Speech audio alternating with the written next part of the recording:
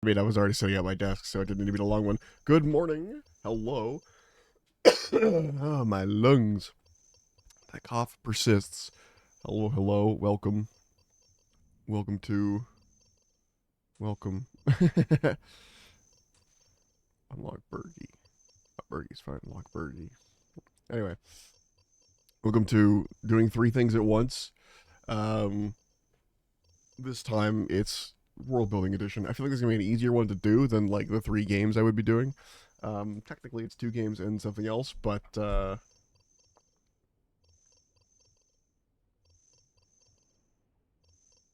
yeah, I'm we're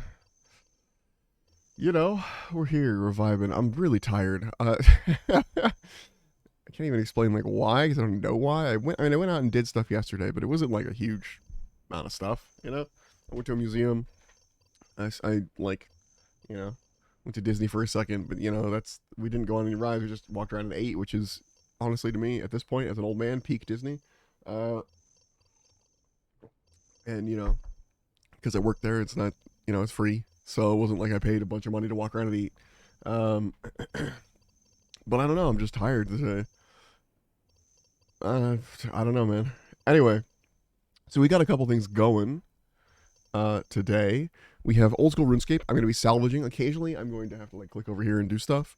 It's mostly an AFK method of gaining sailing experience, which is what I'm trying to do. And at 53, you can't really see the window very well, but at 53, we're going to do the better large shipwreck salvaging, which I don't know where that is, but let's see if I can find it. Large shipwreck. There it is. Shimmering Atoll, Isle of Serpents, the Little Pearl. Okay. So they're all like vaguely near each other. I guess I want to go to the one that's closest to, because I want to make a stop at. I need to go to the new pirate place I unlocked. The dock. I unlocked that at like 50, and I still haven't gone there yet. I might go there and, next. That's the next goal. So I might take a small RuneScape break at some point. I won't make the window any bigger, probably, but there'll be a point where I have to sail to a new area. Whoops. My bad. Point where I have to sail to a new area, and, yeah, that'll be when that happens. Do we get this salvage? Okay. Now we wait for the shipwreck salvage to come back. I'm going to stay pretty zoomed out on that, so you're not going to be able to see really the action of what's happening, but the action is me on this hook doing this, so not all that exciting. Anyway, so world building. Sparrow, you already built the world. You did a whole fantasy world, and I said, yes, I did. Yes, we've had first world building. What about second world building? Why is it so quiet? No music. Music? Why aren't you musicking? There we go. Just down here. Maybe make it a little smaller. Anyway, yeah, so fucking, I was like, I've already done a bunch of world building for my fantasy thing, and that's fine, that's good, that's ready to go. I just haven't had an opportunity to use it yet. However, I want to do some sci-fi stuff too. Excuse me. And so I'm doing that. Now, this is probably more closer to science fantasy, just because there is crazy monsters that could never exist otherwise, but, it could also be sci-fi. It's hard to... The science fantasy really leads into, melee combat and space wizards, but, that's not really what this is. This is more akin to, whatever the style alien is. Like diesel punk? What's it called? It's not cyberpunk.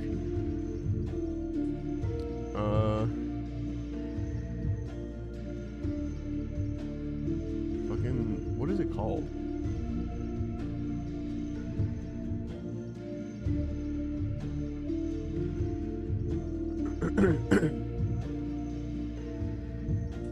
Cassette punk, that's what it's called. Aliens. Yeah, no, Alien, like the but yes, aliens. But more like Alien the movie, where it's like cassette punk is what I was trying to say. So stuff that like Mothership. If you're gonna play Mothership, it's very cassette punk. That's the vibe I'm going for.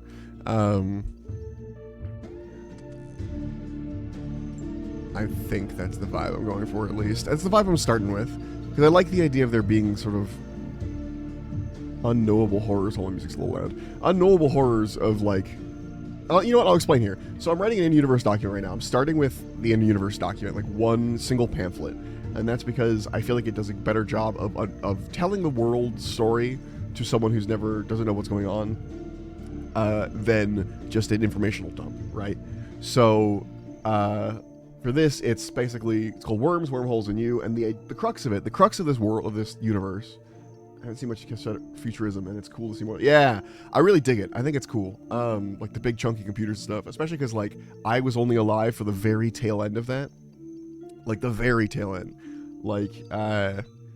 I had a cassette player as a kid, but I mean like a very, very young kid.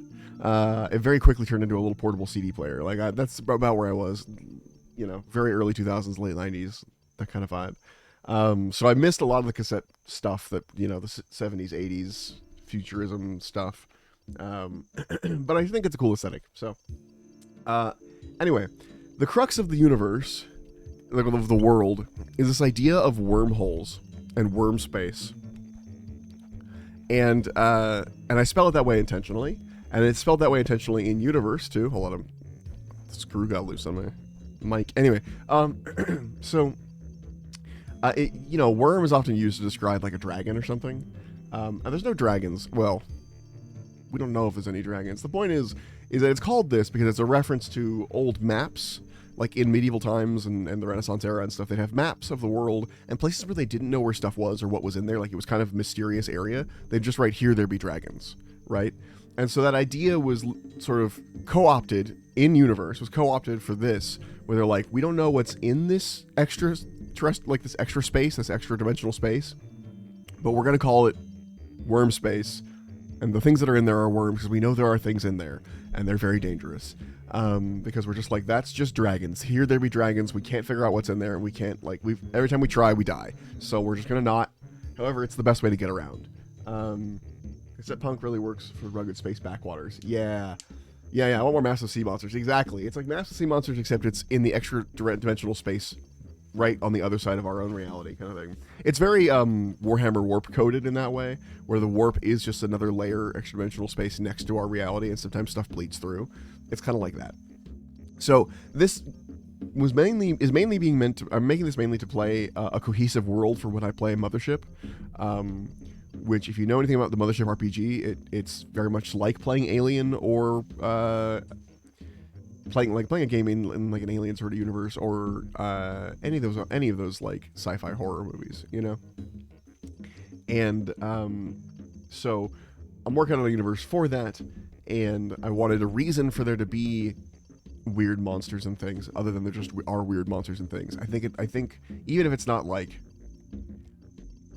I don't want it to be like a reason of like overly explained, but I want it to be like the idea that players are aware that these things could happen, you know. It's not like an entirely new concept, and in fact, venturing in space in itself is dangerous because of worm space.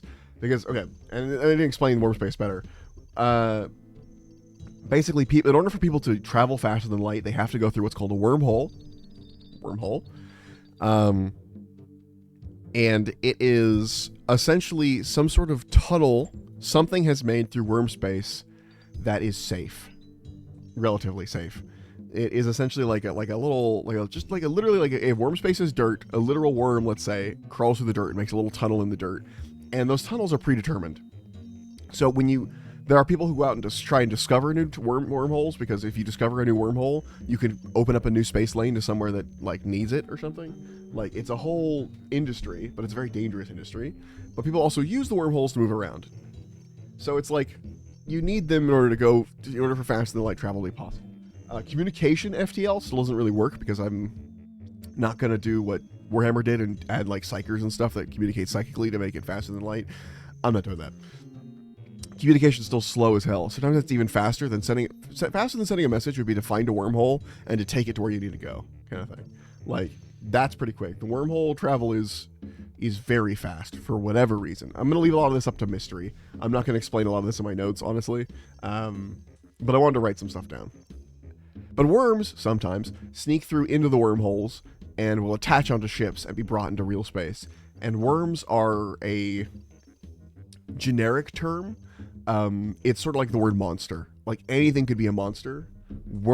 Anything could be a worm. So, like, literally the alien from Alien, that would be classified as a worm.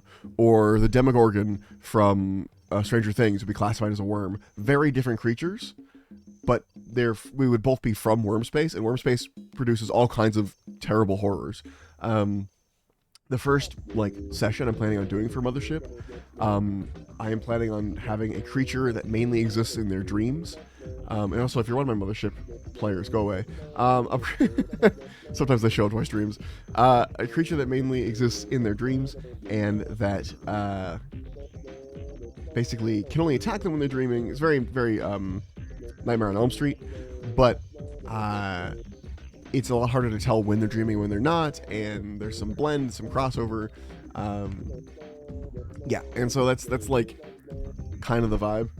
And so that's a worm, but not all worms will do that. There's just that worm happens to. Whatever's happening in that extra dimensional space, everything is a predator, and they seem to have. They're all ravenously hungry because it seems to be no prey left. You know what I mean? So that's the thing. So we're writing a document right now, a pamphlet given out to new pilots. Excuse me, from the company. I haven't named the company yet. It'll just be called The Company for now. In fact, I'm going to do that now. I'm going to write a document because we'll call it The Company. No, actually, we'll call it...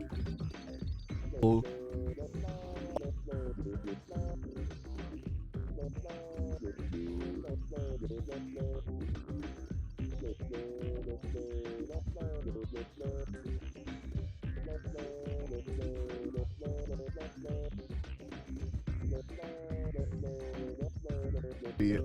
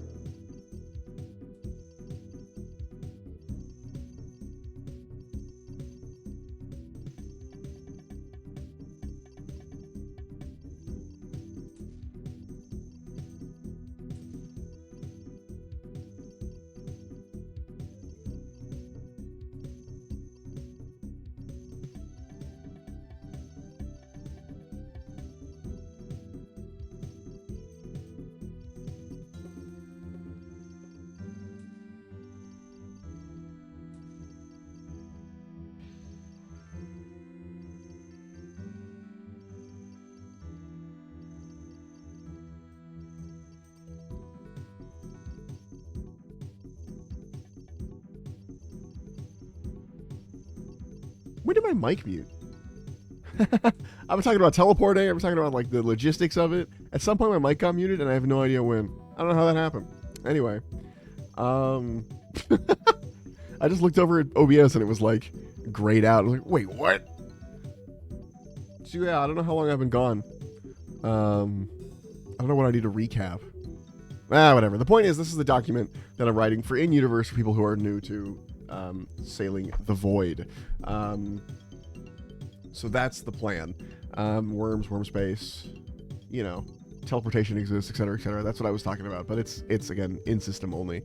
Hold on, I gotta deposit my salvage on RuneScape. Go back to salvaging. Anyway,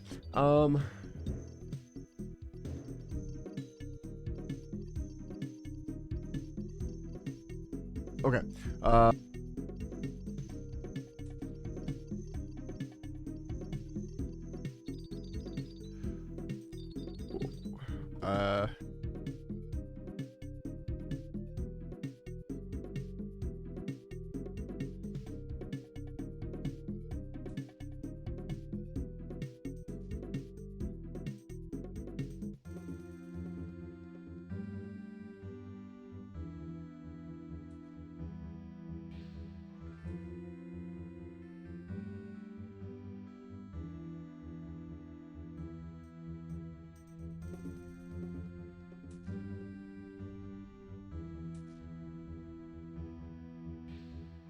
What? Why?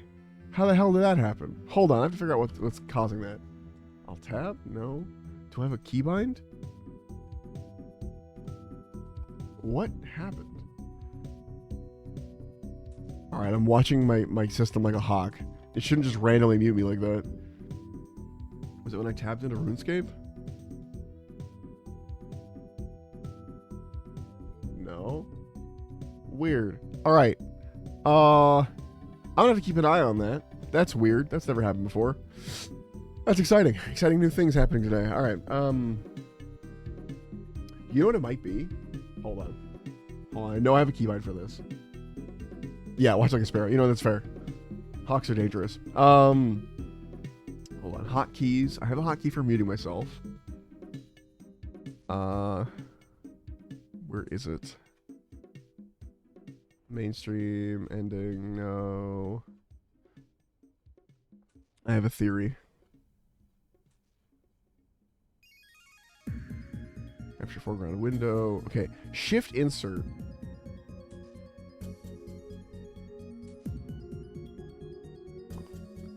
Oh! There it is, I figured it out. Okay, here's what the problem was. my insert key was stuck on something. There was a little bit of stick, so when I hit shift for anything, anytime I press the, like when I capitalize something, it would mute me. That's what was happening. And so shift insert was my mute key. I haven't used that keybind in forever because I've had a Stream Deck for like years now, so I forgot that keybind was even set on OBS. Anyway, congratulations on joining. Oh no, on passing your name for a test of some kind. That's for your space something competency test. Your something competency test. Congratulations on passing your something competency test. And welcome to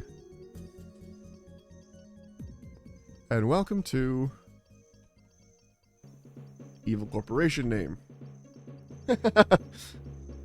And when I change the actual, like, name here, it's the other thing about OBS. If I change the name of Evil Corporation name, it'll auto-change it into here for any time it's, like, popped up. Which is why I do it like that, where I have the big, like, obvious, like, placeholder. Then when I go change it, I know that it's fixed, you know? Congratulations on passing something competency test. I want to figure out what something is before I move on. On passing your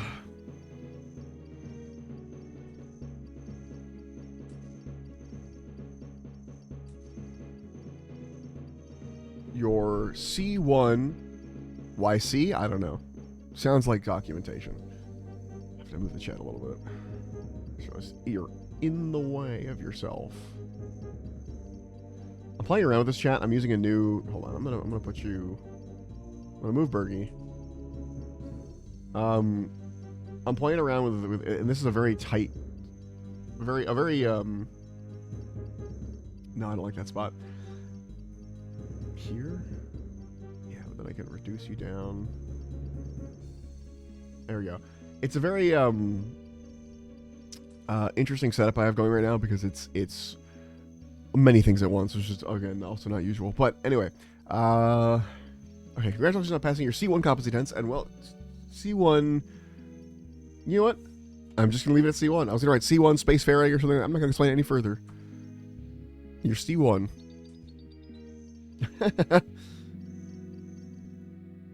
Hand this out to my players first thing.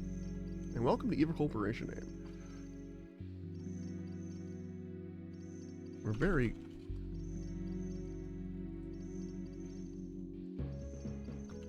very glad you decided to be part of the team. I'm trying to make this as corporate as fucking possible. Not using contractions where possible, although we're is, I guess, a contraction. And they wouldn't say very, that's too exciting. We're glad you decided to be part of the team. So take back my contraction thing, but we'll get rid of very. The team. Together, we'll make the galaxy a safer and more profitable place.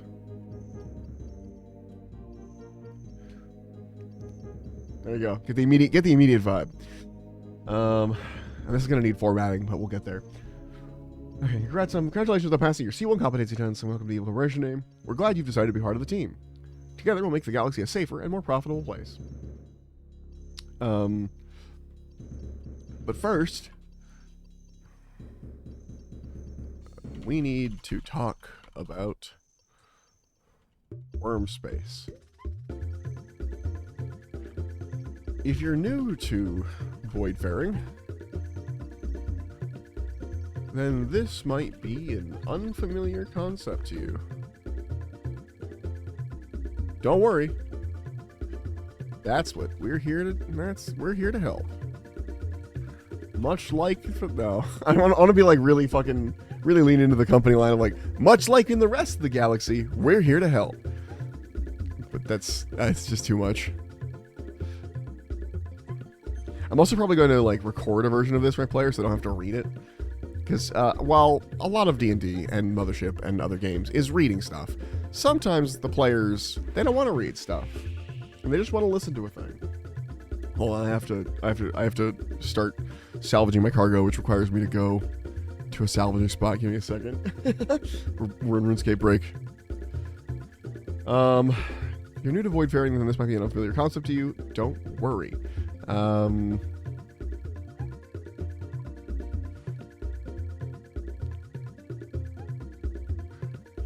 This pamphlet and its subsequent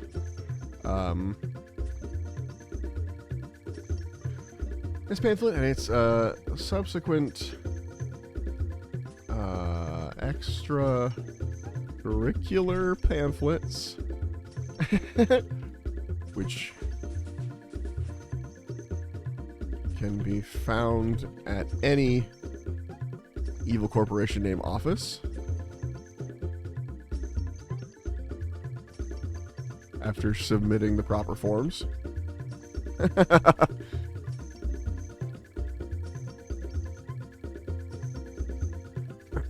Proper request forms. Don't worry, this pamphlet and subsequent extracurricular pamphlets, which can be found in any evil corporation name office after submitting the proper request forms,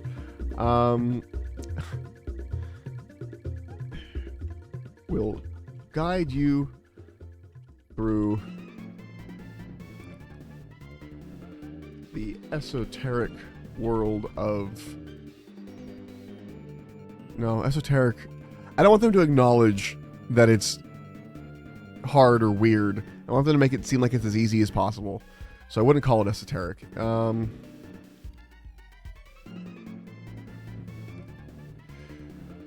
After submitting the proper request forms, we'll guide you through the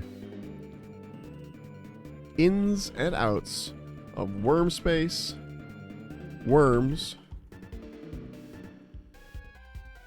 and the proverbial wormholes. I'm gonna put these in quotations, scare quotes, because I think this is a name that everyone calls them, but not the official name that the company uses, potentially. I don't know yet. I don't know what the official name would be, but I'm gonna put it in quotes just to, like, give myself room for that. Yeah. It'd probably be something like, you know, something really wordy and too annoying to say, which is why worms and wormholes and stuff happened. Like extra planar or extra dimensional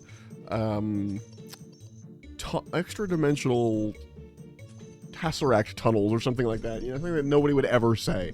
And like extra dimensional or unidentified extra dimensional creatures or something like that. Like, it's just too much. So they go with worms, wormholes, and worm space.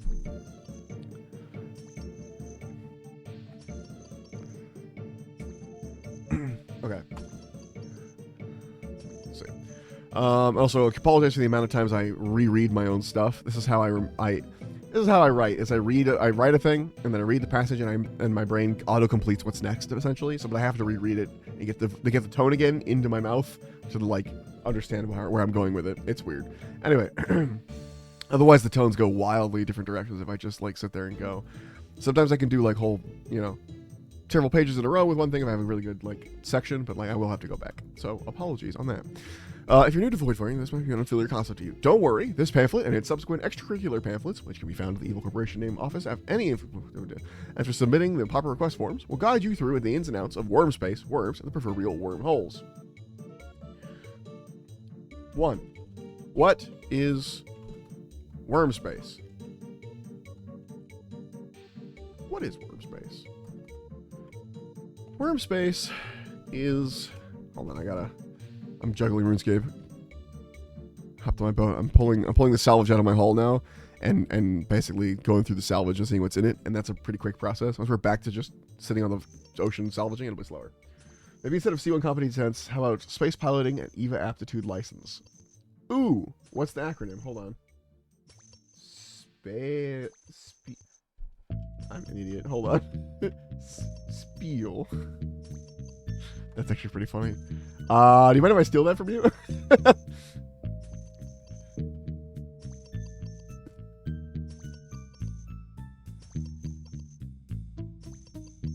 I'm trying to think of. I'm thinking if there's like a.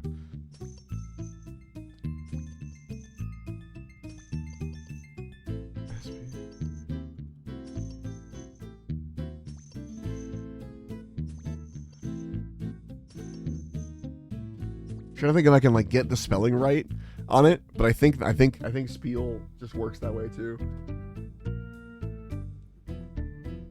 Yeah. All right. I love there's an acronym for the acronym. Like there's already an acronym inside there with EVA, and it's like double acronymed.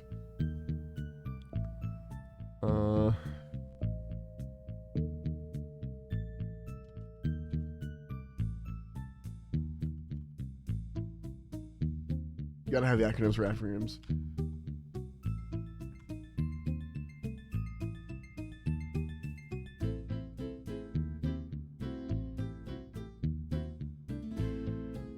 Space piloting and EVA aptitude.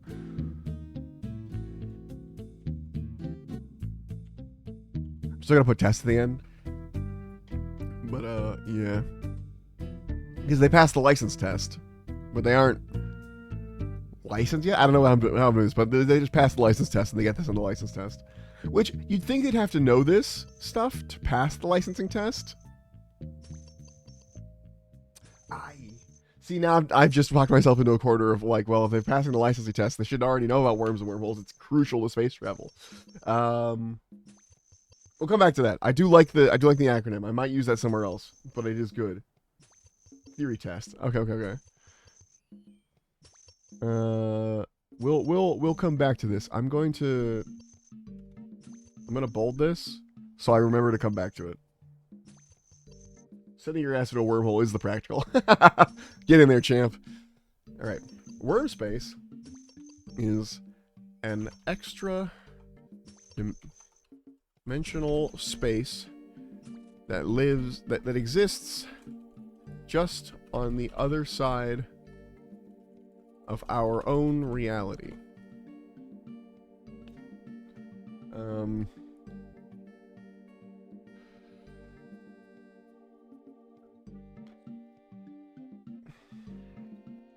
The distances in worm space,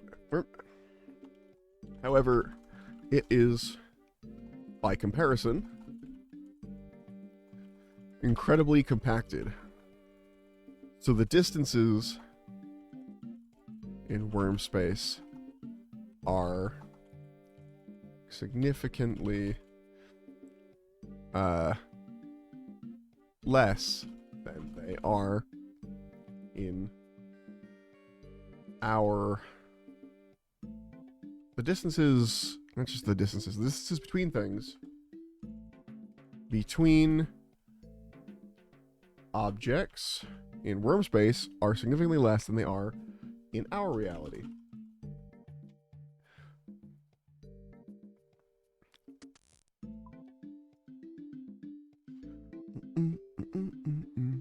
Okay. Worm space is an extra-dimensional space that exists just inside of our own reality. However, it is, by comparison, incredibly compacted. So the distances between objects in worm space are significantly less than they are in our reality. This is a crucial... Oh, wait, hold on.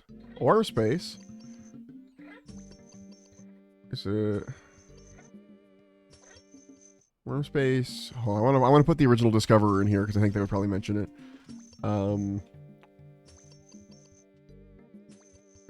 Dimensional space discovered by worm space discoverer in 2103.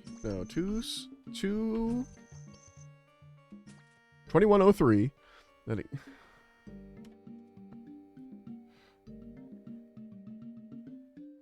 there we go. Just throw that fucking extra little world building in. Discovered by worm space discoverer, and then I click that and it makes an article for him that doesn't exist yet. New folder needs sorting and naming.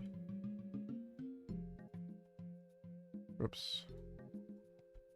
Grab this, put this in here. Grab this, put this in here. Okay. This is crucial for Um, timely space travel.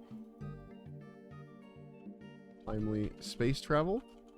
And using it is cheaper than cryo sleep. No, I'm gonna leave that out. There is cryo sleep. This is crucial for timely space travel, and your favorite evil corporation name, brand sandwich would be impossible to deliver otherwise. Food cube. Food cube.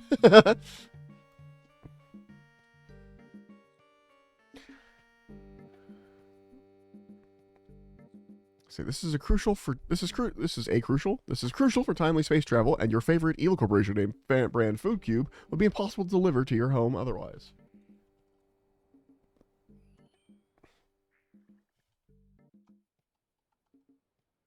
Yeah.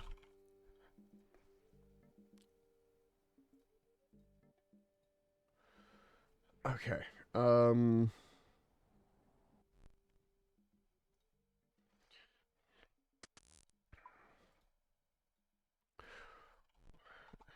Worm space itself is inherently, however,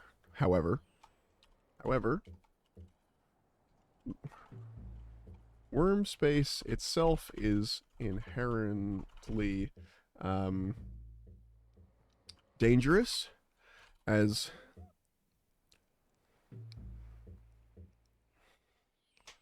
worm space itself is inherently dangerous, and any unprotected humans are torn apart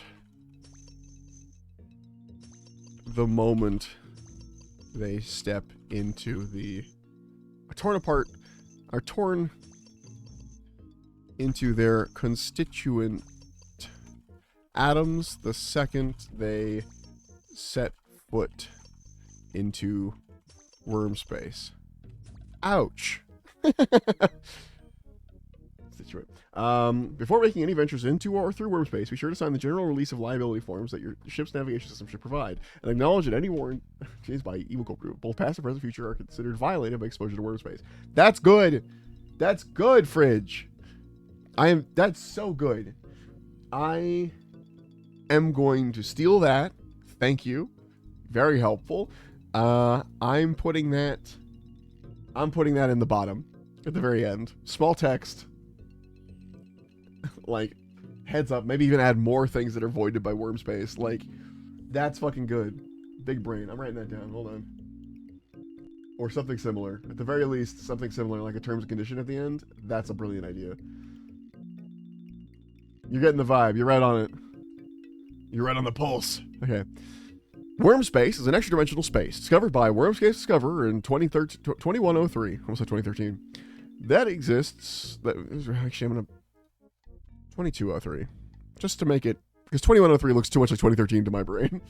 That exists just on the other side of our own reality. However, it is, by comparison, incredibly compacted. So the distances between objects in worm space, that means that the distances between objects in worm space are significantly less. Hold on, we're going to make this a little easier to read. Significantly less than they are in our reality. This is crucial for timely space travel, and your favorite evil corporation brand food cube would be impossible to deliver to your home otherwise. However, worm space itself is inherently dangerous, and any unprotected humans are torn into their constituent atoms the second they set foot into worm space. Ouch! To prevent this, we utilize wormholes for safe worm space travel. 2. What is a wormhole? Look at that. Look at that transition. Oh, I gotta sail my boat again real fast. In the event that you perish along with your entire crew within worm space, be certain to have printed document denying any affiliation with evil company. Excellent.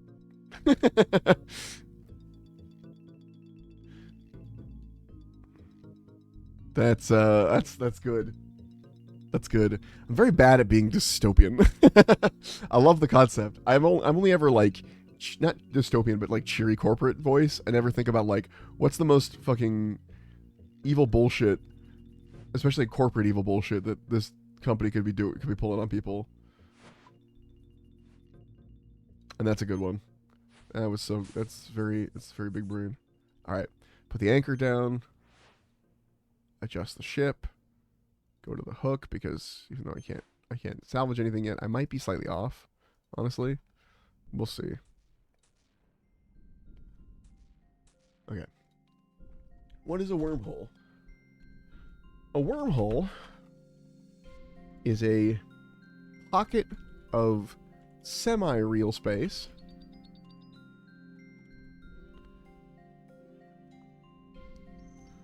A wormhole is a pocket of semi-real space, or is a tunnel of semi-real space that can be found throughout worm space. I'm gonna add worm space to dictionary just so it's, and wormhole just so it stops telling me it's spelled wrong. It's annoying me. There we go. Okay. And this is probably going to be hyphenated. Void fairing. Does cloning exist in this game? Yes, but not intentionally. So, there's teleportation. I was talking about this earlier and I was muted, so I'll go into it again. Teleportation exists, and how it works, and it's short range, because it's data, and it's system only. But basically how it works is you deconstruct someone completely, and the computer reads every place where a single atom is placed and what atom is there, essentially. And then, like, deconstructs you, you're dead. And then reconstructs you with those instructions on the other side. And there have been accidents where people have not been deconstructed, but still reconstructed on the other side, and now there are two of them. Yeah, classic deconstruction teleporter. And there have been accidents where, someone's deconstructed, and then they come back incorrect. You know what I mean? So, things happen. People don't generally teleport if they can help it, but they can do it. So cloning exists in that regard. You could use a teleporting technology to clone someone at fully at like what their full body thing is like their current age. You could also clone someone, obviously the generic way, where you like get their DNA and make a new baby. That's definitely a thing. Yeah, I do think I would potentially have my players decide whether their characters would have a backup or would have used a teleporter in the past. Yeah, basically. Like, it's great for stuff like apples or whatever, like you're transporting cargo, but doing a person is dangerous, and they do it. And there are teleporters that are built for people, but they are expensive and short range, and it's just better to get in a ship. I spelled license wrong. It's better to just get in a ship and, go. Too many tumors. And that's the thing. There are some folks who are often seen as like Luddites a little bit, but there are some folks who refuse to use teleportation technology because they know it deconstructs you, and they're going to die if they do that. Like, you're just signing up to die at that point. And or don't know what it's going to do to whatever. Oh, we're out of range of that ship. Hold on. I got to re-angle my boat. Actually, I think I need to like fully... Hold on. I got to back up. Oh, my anchor's still down. Shit.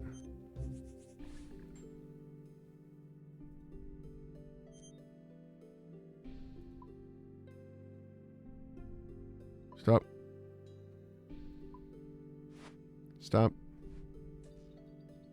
Drop anchor. Such a fucking process. And then re-angle the ship. It's based on physical position, not actual angle. So even though we were like angled the same way because we weren't physically close enough, now I can get this salvage with this hook kind of thing. Anyway, now that you could really see what was happening there. Okay. A wormhole is a tunnel of semi-real space that can be found throughout worm space.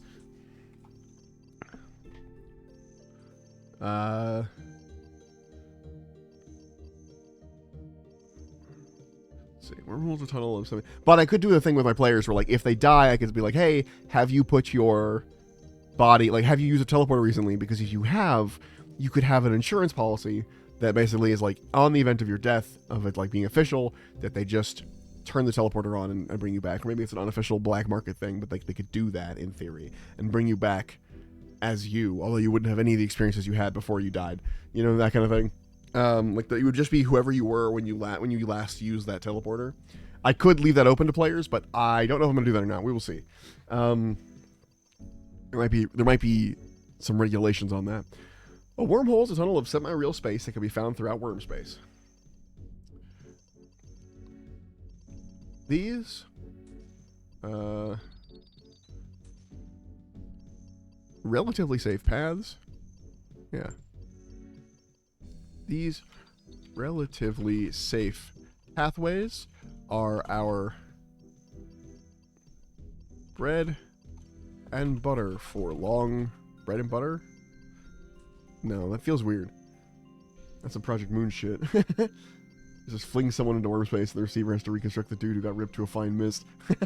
Yeah, although I don't think they actually use worm space specifically. I'm not sure yet. I'm thinking about it. I'm thinking about the teleporters using short-term... That's why they're short range, is they only work by, like, shifting someone's data, like, an inch through worm space or something. But it could go that way, or it could literally be data sending, which is why it's short range, because if I sent, like... Let's say I sent a data burst to, like, Jupiter. In this future, maybe the data bursts are a little faster, but, like, it hits Jupiter in, like, an hour or something, right? 2 hours. It's like a flight. Maybe 24 hours at worst. It arrives, and then it reconstructs them. But if I were to try and send that data burst three systems over, that's going to take so long, it's no point. You know what I mean? Like, that kind of thing. So, like... Because it's actually just data being sent, it's short range because of the limitations of sending information through space, essentially. I think I'd have to... So you're not getting... But that's the thing. You're not getting the matter that way. You're just getting data. The matter is left behind. The matter is completely just deconstructed and left to float through the... Like, basically deconstructed and then maybe even held in the matter tank or something. I don't know. All I know is that, like, people are reconstructed from nothing on the other side. Not from nothing, but, like, the molecules or the atoms are grabbed and placed in their proper spot kind of thing. It's not like the matter isn't destroyed. It's just, it's different matter. You are literally a different person. Yeah, it's a 3D printer for people. Exactly. There's no physical transformation or transfer of the physical atoms or whatever. It's literally just data. It's like, hey, here's the STL for this person, and then bloop, they're up. Yeah. That's why a lot of people don't use it. It's freaky. A wormhole is a tunnel of semi-real space that can be found. Oh, so cloning can totally be done on purpose. Yeah, 100%. Because you have the STLs for people. You can totally do it. It's not often done that way.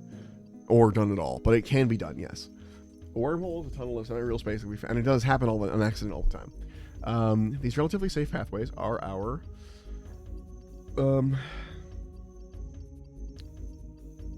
our lifeline through the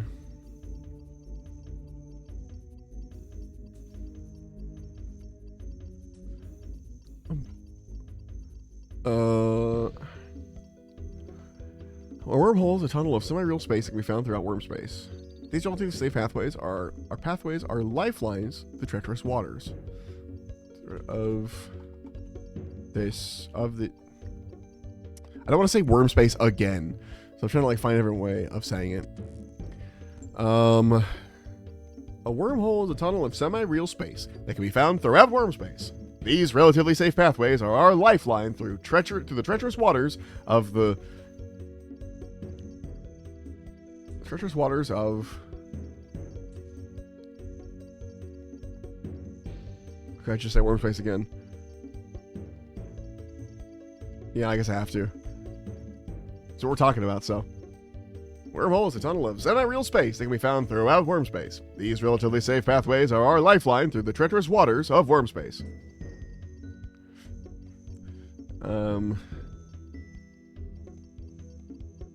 Now, it may have occurred to you to ask. No, wait. Actually, I'll come back to that. Wormholes are on a set path. Some have branching paths, but no new ones. But unfortunately, it is impossible to create new wormholes.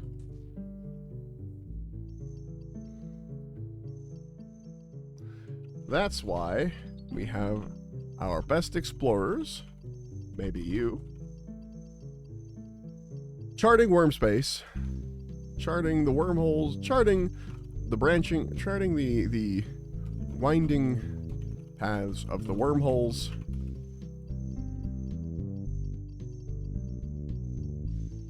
To help your coworkers move cargo safely. No.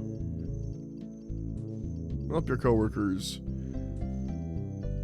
do their job safely. I'm gonna reread this. Let's see how I feel about it. A wormhole is a tunnel of semi-real space and we found throughout worm space. These relatively safe pathways are our lifeline through the treacherous waters of worm space. Wormholes are on a set path. I like the wording on that. Always have a set path. Are on a... always have. Yeah. Always have a set path. Some branch. I use path 3 times here. Some are a mite twisty. Some are a bit twisty. Add a little bit of the trying to beat sound more human. Some are a bit twisty, but unfortunately it is impossible to create new wormholes. That's why we have our best explorers, maybe you, charting the winding paths on the wormholes, charting the winding paths of the wormholes to help your coworkers do their job safely, quickly and safely.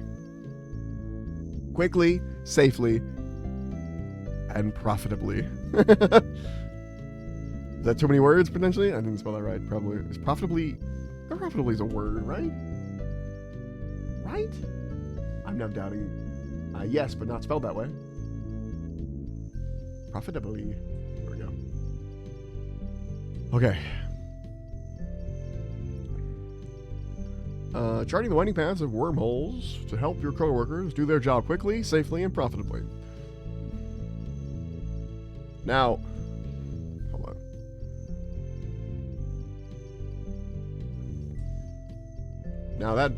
Now for you, that may raise the question: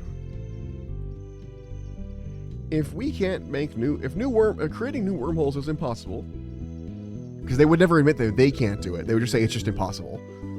If creating new wormholes is impossible, how did we end up with this wonderful boon of technology? This wonderful...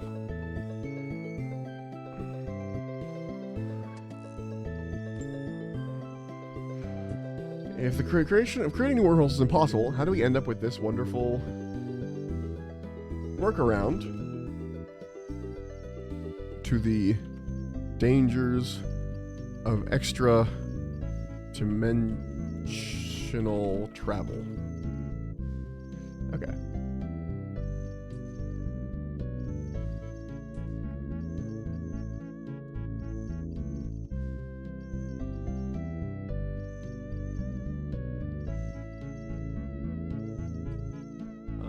By joining our corporate family, you grant us a universal, non-exclusive, royalty-free, perpetual, irrevocable, sub-licensable license to view, use, create derivative works from publish, translate, distribute, display, or your DNA sequences.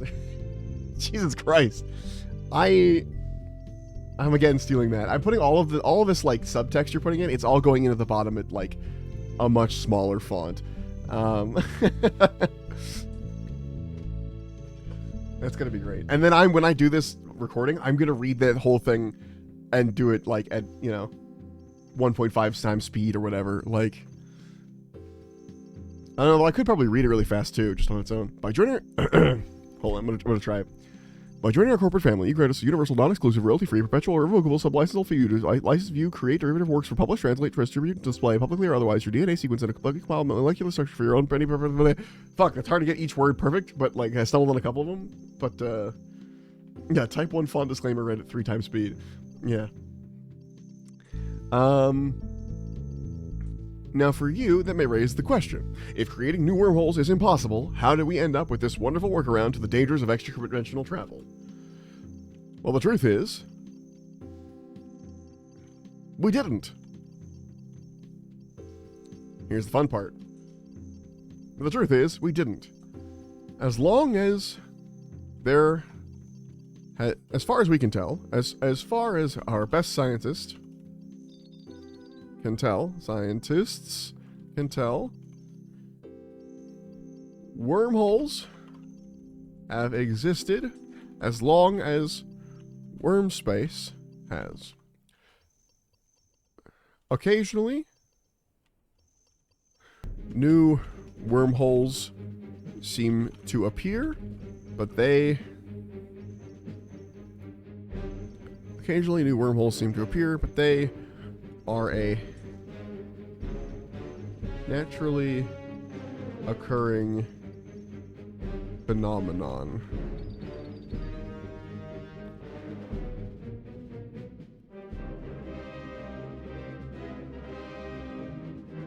Alright. Now for you, this may raise a question. If creating new wormholes is impossible, how do we end up with this wonderful workaround to the dangers of extra-dimensional travel? Well, the truth is, we didn't. As best as our scientists can tell, wormholes have existed as long as worm space has. Occasionally, new wormholes seem to appear on their own, but they are a naturally occurring phenomenon.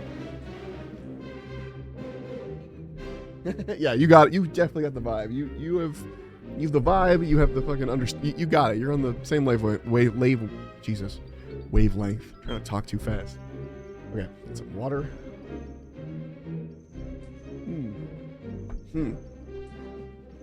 Okay, 3. So 1, what is worm space? 2, what is a wormhole? 3, what is a worm? Some believe these wormholes are created by worms, but there is little evidence for that. I want to do a transition every time at the end. So, some believe these wormholes are created by worms, but there's little evidence to support that. 3. What is a worm? A worm is a creature that can exist within worm space. Now this may conjure to you, conjure. That's not how you spell conjure. Conjure. Now for you, this may conjure images of large terrestrial planaria. I don't know if planaria is actually what... I think that's worms. Hold on. I think those are flatworms specifically. Those are flatworms specifically. Okay. Worm scientific name. Planaria is correct, but it's not fully correct. Lumbricus terrestus. What's the... Annelid? Taxonomy. That's what I want. Give me earthworm taxonomy. Okay, so its phylum is Annelidia. Annelidia Cetella. I see. True earthworm. It's Crassicetella. Cetella. And not an and it's Oligarchia, which is weird that it has oligarch in there. Leeches are part of the same phylum and class, which is fascinating. Earthworm taxonomy. Okay. Animalia, Annelid, Plesia,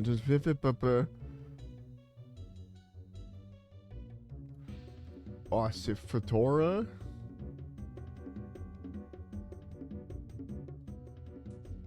Citelia,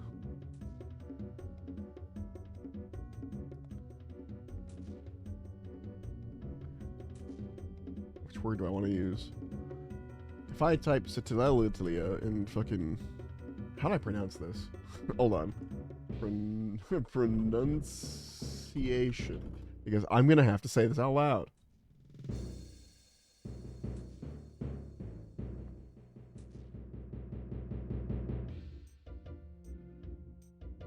Let's see.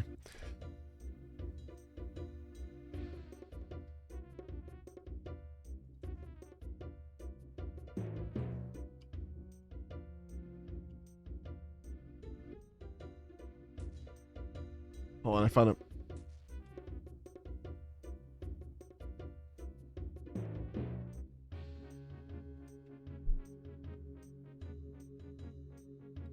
Clitolata. Clitolata.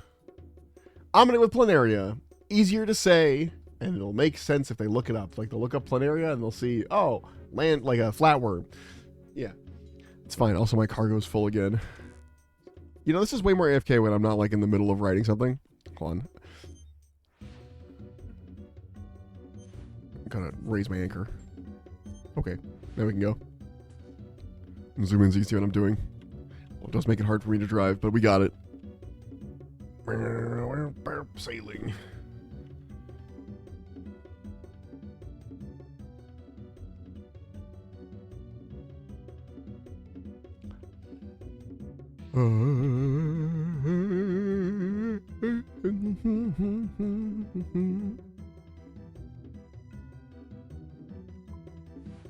Alright, doesn't work. Okay, we do this. Okay. A worm is a creature that can exist within worm space. Now for you, this may conjure images of large terrestrial planaria. This can be so. This can be correct. But generally, each worm has a different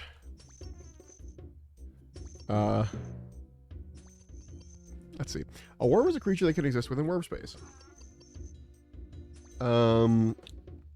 Now, for you, this may conjure images of large terrestrial planaria. Yeah, this can be correct. This can be correct, but generally, let's italicize that. This can be correct, but generally, each worm has a different biological structure, and without the worm classification, you would never assume they were of similar origin. You would often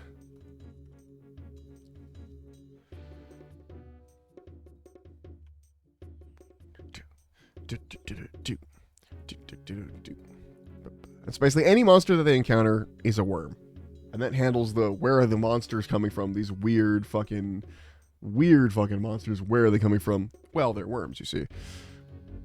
Easy, done.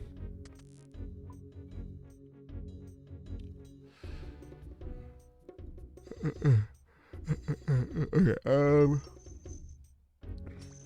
worms are by nature incredibly dangerous.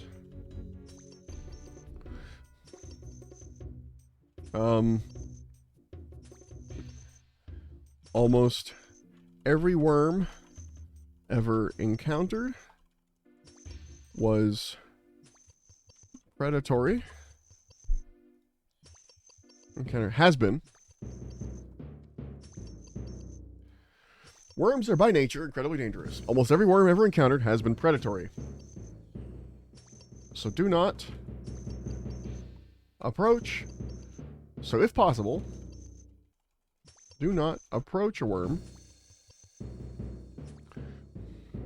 if you suspect you see one.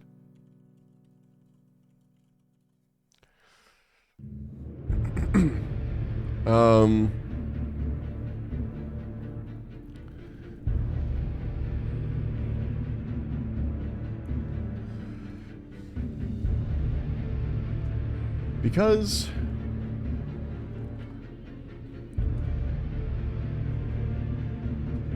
most of the time, worms will stay outside of wormholes and in their home of worm space.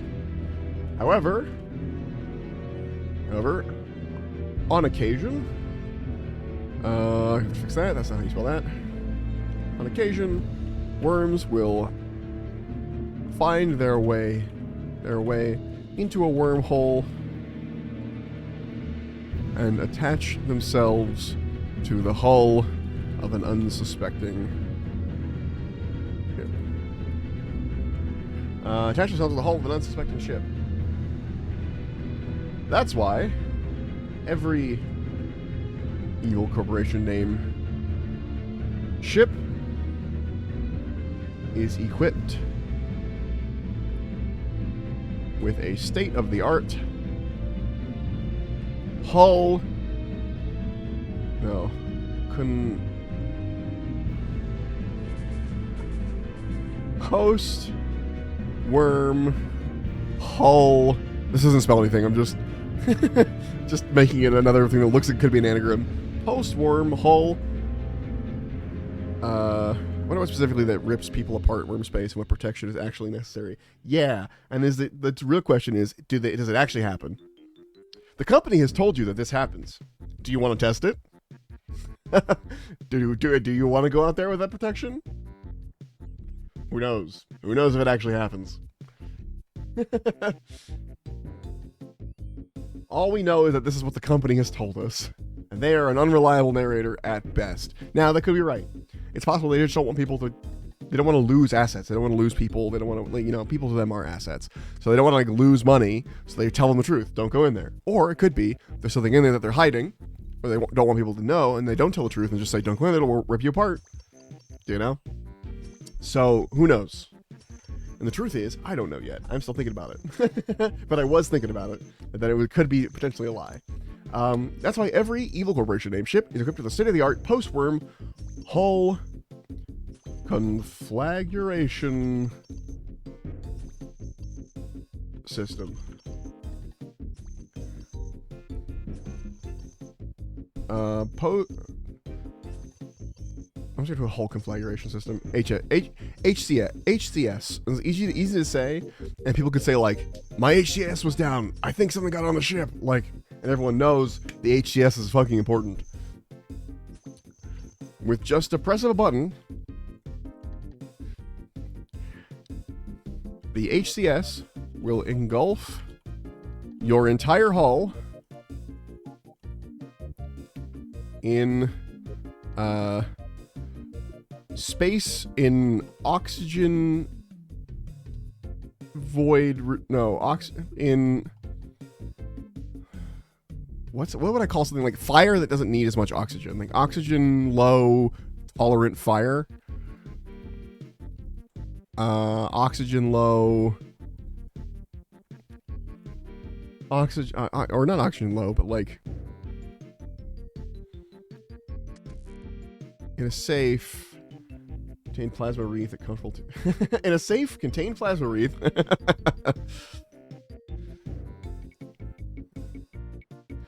Just the press of a button, the HCS will engulf your entire hull in...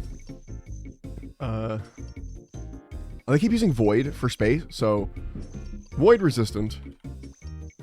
Actually, I'm gonna say vacuum resistant.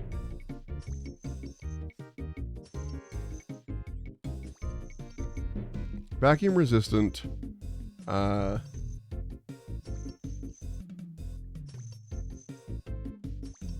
might steal the word plasma wreath. That's really good. Now, plasma wreath is like the idea that you posted it as is like plasma wreath is the thing that's containing the plasma. But vacuum resistant plasma in a vacuum resistant plasma wreath. I'm just gonna call the whole thing a plasma wreath, like the idea of the fire, because it sounds cool. In fact, it might not even be plasma, but it's they want their people to feel safe, so they call it shit like that. The HCS will engulf your entire hull in a vacuum-resistant plasma wreath. Man, this has already come out. I'm so glad I streamed this shit. I stream world building sometimes. Sometimes I do it on my own. It always comes out better when I have like people like throwing ideas in. Always. Had some really good stuff pop up on my fantasy one too. Alright, reading further, it's wormholes that are safe and worm space that rips you to pieces. Yeah. The wormholes also, yeah, in theory you could go out in a wormhole. You can do that, but there are worms that they say it's rare. They say it's rare that worms are out in wormholes. How rare is it? if every ship has to be equipped with a thing that you press a button every time you leave a wormhole to kill anything on your hull, is it rare? I don't know. So wormspace, the wormholes themselves are still dangerous in their own way. But yeah, wormspace itself is what rips you to shreds.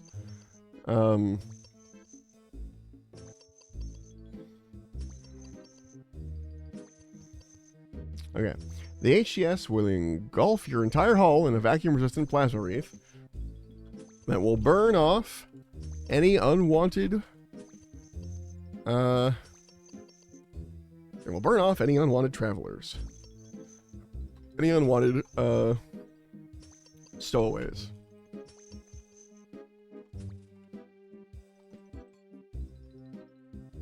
Wow, what can I spell today? Stowaways. With just the press of a button, the HES will engulf your entire hull in a vacuum-resistant plasma wreath that will burn off any unwanted stowaways.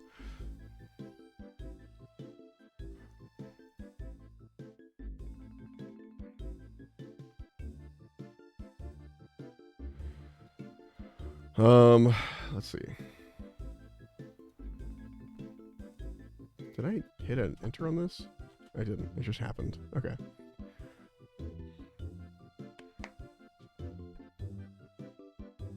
Okay.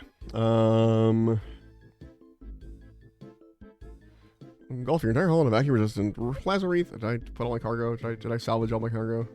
I still got 16 more salvage. All right. Let's do that. Let's set that salvage. We're almost at 53 too. We're probably gonna hit 53 in the next like hour or so, maybe less. And then I can do the bigger salvage, which I'm excited for because there's new stuff in every salvage. And I know when people don't save their salvage, like you can see here, there's a stack of items people are just dropping on the ground. But honestly, they're decent items. I've had several times now where I've needed like teak planks or teak logs, or whatever, and I didn't have enough. And then I did a bunch of salvage just because I was like, oh, I'll come back to that. And when I came back to it, I was like, wait, did I have enough? And I go check, and I do now because I've been saving all my fucking salvage and shit. So it has been useful. And I have so many repair kits now. I don't have them all on my ship. Actually, I don't think I have any on my ship. Do I? Do I have repair kits? I don't think I do. I should put some repair kits on my ship. Hold on. Sometimes you get attacked by things, especially where I'm about to, like, take the ship in a little bit. Actually, hold on. Let me check something. Are there Barracuda shipwrecks up where I want? Because I might take a small moment to go do stuff. Okay, they're all over there. I can't go to the... I can go to those, but those aren't really close to where I want to be. Those are. But I think this is a Barracuda level I can't quite hit yet. Barracuda is the system for... See, I got so many fucking repair kits. Alright, I'll put 5 in. Why do I have salvage in my bank? What? Okay, well, we'll do that salvage and then... But yeah, there's so many, like, systems for... It'll burn off any unwanted stowaways while also slowing the rate of atmospheric escape due to pressure barrier of extremely hot, magnetically contained plasma. Yeah. Oh, you know what I could be doing? I could be banking all the salvage and then just coming back to it later. That's not a bad idea, honestly. And the question is, can I go to this Barracuda shipwreck? Sorry, I'm also looking at another map.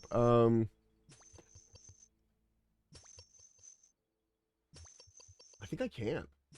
Okay, we might be doing a little trip on RuneScape real fast. And for that, I'll make the window a little bigger. You can vaguely see what's going on. Because if it's as possible, it might not be. We might make a little trip and then might have to make a trip back. That is one possibility. We're gonna try and not do that. But let's see. Oops. Okay, do this. Put my repair kits in. No, that's salvage. Repair kits, please. Thank you. Because we're gonna need those the way we're going. Okay. We are gonna head to... So I can dock at this port. Port Roberts. That's the goal. We're going to Port Roberts. Can I fastest... Hold on. Set target. There we go. Excellent. Well, okay, it kind of works. There's like a GPS thing, like an add-on you can turn on, like it puts this line on the ground that shows you where you're going. All right, well, we're thinking about this, or while we're doing this, we have time to think about, because it's going to be a slower process getting there. Time to think about what we want to do. Okay. Is there anything else I want in this pamphlet other than the thing at the end? Like probably a little conclusion. So, like, in that case, what? Oh, I hit a. God, the ship has such a huge hitbox. Wait, what? Where's it taking me? Oh, right. That is right. That is right. Woo! Don't have any cannons on this baby. I will get them eventually, but I just didn't want to bother right now. Right now, it's a salvaging ship. It doesn't really need cannons, in my opinion.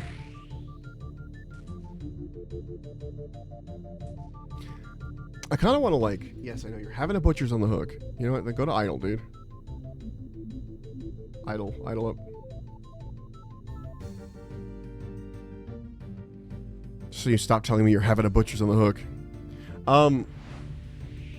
Yeah. So it would be a little thing like, and that's everything you need to know about worms and worm space. Or something about worms also, like in the event that you, I'm gonna move actually. I'm gonna move this statement. So if it's possible, we're gonna move that. So most of the time, worms will stay outside of wormholes, etc., etc. And the idea is that they're basically gonna be like, now if you do happen to encounter a worm, if your HCS fail, if there is user error with the HCS or something like that, you know, never taking the blame, never ever. Like, you know, if there is user error in operating your HCS and a worm does get through into real space, like that kind of thing. Then remember, what's a good, like an acronym for, like, basically, not an acronym. Remember your, let's see, cargo and or profit. So C or P at the front end. Cargo, run,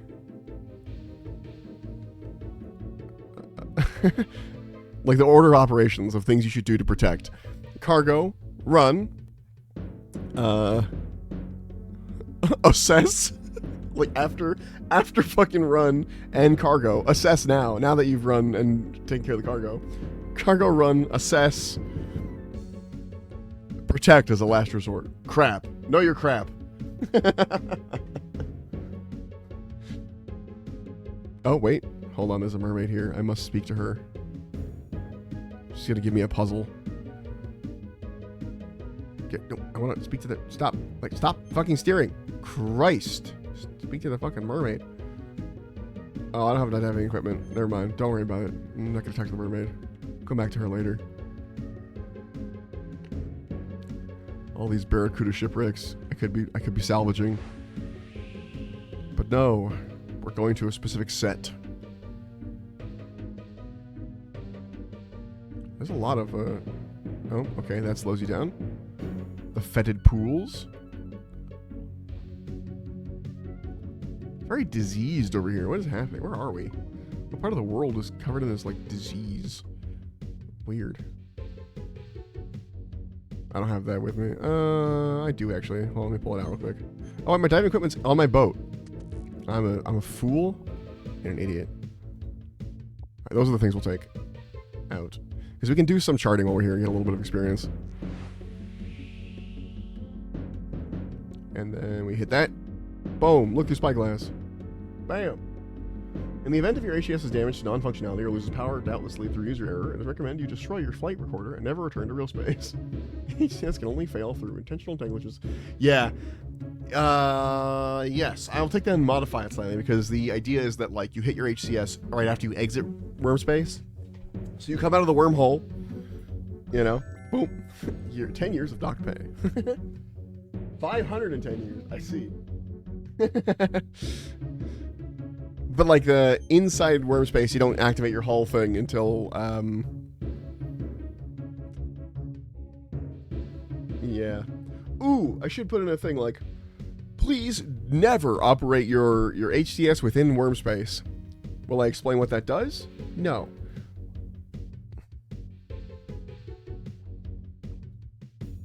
Hey, Des, what's up, man? You caught me just as I'm sailing to a new place and not writing, but... What is up, my dude? Oh,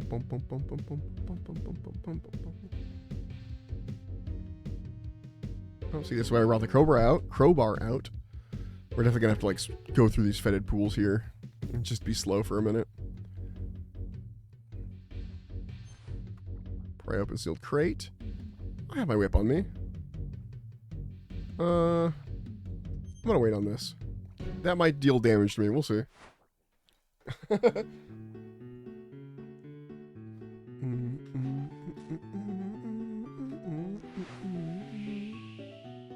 Oh god, the strong rapids hurt my boat. It's gonna happen a couple times here. Ow. Hey, Jim. Heal us. Command Jim. Repairs.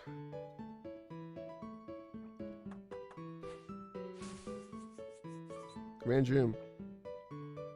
Am I stuck? Oh no, I dropped the anchor. Whoops. Command Jim. Repairs. Command Jim. Repairs. Okay, I'm gonna have to go around this little... I can't fit in that. This boat is too big for that. We can, though, do another little charting here. Chart the seas.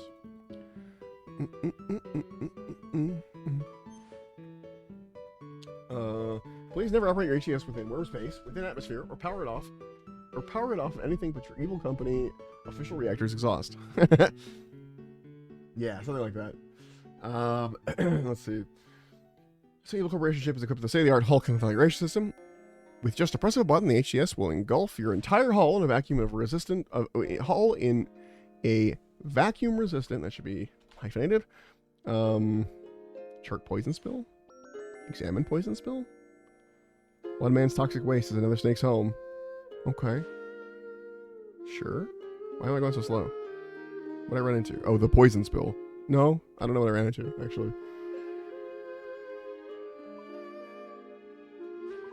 Alright.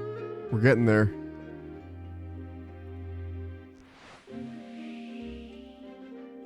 We're finally on the other part of the sea. The Western Ocean.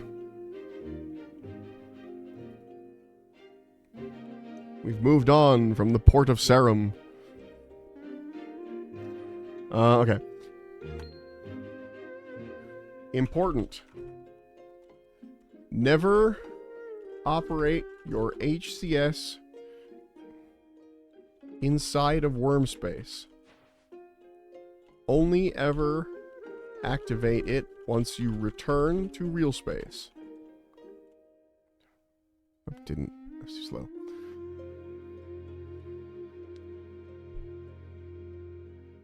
And won't explain why. Just don't do it.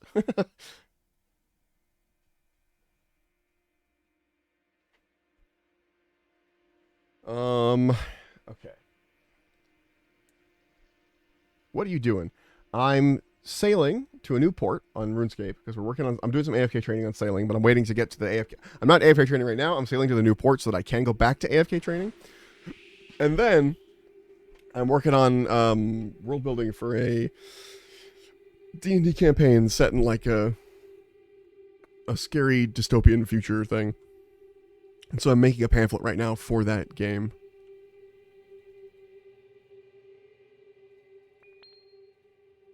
There's something in the drink to the northwest. There sure is. What is that?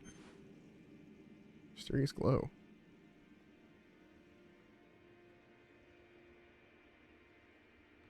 Do do do do do do do do ba da do ba da do do ba da do ba da do da da do.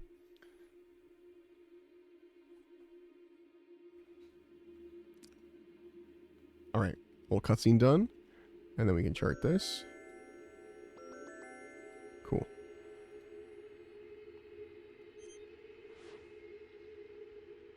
And then whatever this is, run over it, I guess. Oh, what the hell? What is going on here? What is this thing? Hold on, I've gotten distracted.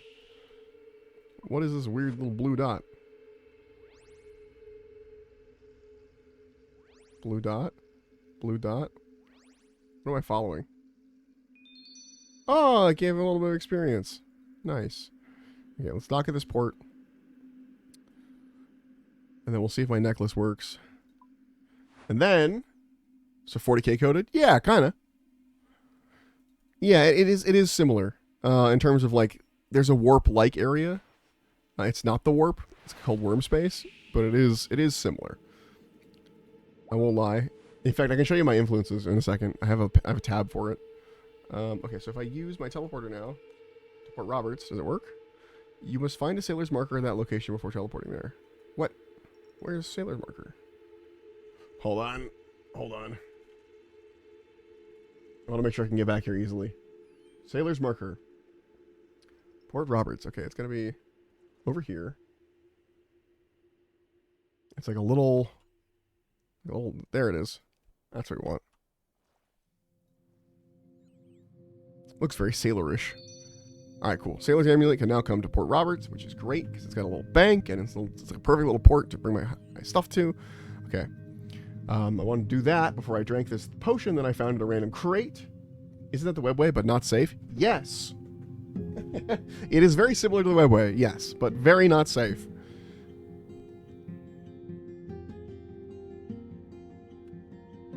Yes. Ow.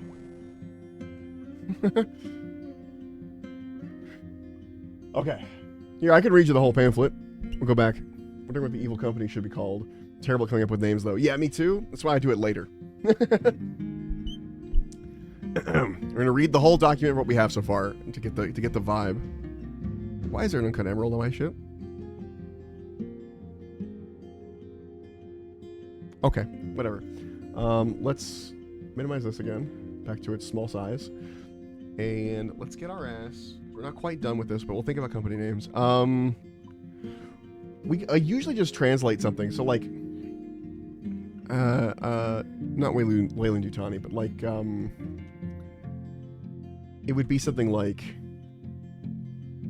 you know, some mythological reference, if that makes sense. Like, it would definitely be like, Prometheus or something. Something that, like Pandora. Something that says, like, hey, this thing is evil, or whatever. Like, something like that. That's generally the vibe. Just south of the Priff Dock. I don't know if I can go into the Crystal Sea. We will see. This might have been a bad move on my part. We will find out. But I got to Port Roberts, which I wanted to do anyway, so. Like, I usually go for mythological stuff so people can understand immediately. Like, I had a company for a little bit in another thing I was doing, and it was called Minos. Like Minos. And they were, you know, a reference to the Minotaur from, you know, Theseus and the Minotaur. And they were a security company. So the Minos security company produced androids. And because their logo is a bull, like it's not, you know, they are referencing the Minotaur. Their androids, security androids, often had like simulacrum bull heads, essentially. So in this story, in this thing, the Minos security bull guy was running around in basically a prison labyrinth. Ow. Oh shit. It's gonna hurt over here. Fuck, get away from these. Fuck. Jim, repair the ship. Repairs. Maybe we still got stuff to repair it. Jim, repair the... No, Jim, repair the goddamn ship. Okay, now let's see if we can go on this crystal flecked... fucking... I think that's what the sea is over here, is all crystal flecked, which might be a problem for us, honestly. It might be very dangerous. That's not scary at all. Yeah, exactly. But so they have like bull heads, and so basically they recreated the Minotaur accidentally in this thing. So that was the vibe. And so I like to do that a lot, where I go to mythological references of some kind. They aren't always Greek. Sometimes, most of the time they are, just because it's an easy pull. Okay, this might be dangerous. Let's find out. Does this hurt us? Ow! Yes, it does. A lot. Holy shit. Ow. Ow. Jesus Christ. Well, if we hadn't gotten out of there immediately, It might be out of repair. No, we're good. All right. I'm gonna stop sailing for a second. So that doesn't work. The plan was to salvage there. We can't salvage there. So it looks like we might be going back to our last salvage point. We're so close to not needing it. Sea charting. Shipwreck salvaging. So we're at 53. And then we could do the large shipwrecks. Ooh, wait. I wonder if... Hold on. Oh, there is no large shipwreck by Port Roberts. It would be a bit of a trek. What's the closest bank to this? You know what? I'm gonna fucking close RuneScape for now because I'm getting too distracted by it. We're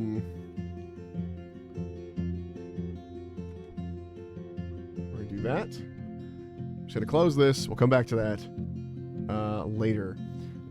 Okay. There'll still be Bergie to distract me if you want to distract me. You just have to do the exclamation point Bergie. It'll order a burger with whatever settings you want. But before we do that, I'm gonna take a little break. I'm gonna have a little run to the little bird's room real fast. Make myself a small little sandwich. Yeah, so we'll be right back. And we'll finish up this document and then figure out anything else we want to write. My pin! Sorry, I lost a pin and I didn't lose it. I just put it 3 inches to the right of where I expected and I just found it. Anyway, I'll be back in a minute, guys. See ya in a second. Also, I apologize. I'm probably going to run an ad during this time. I'll probably be back before it's done, though. So, see you in a sec.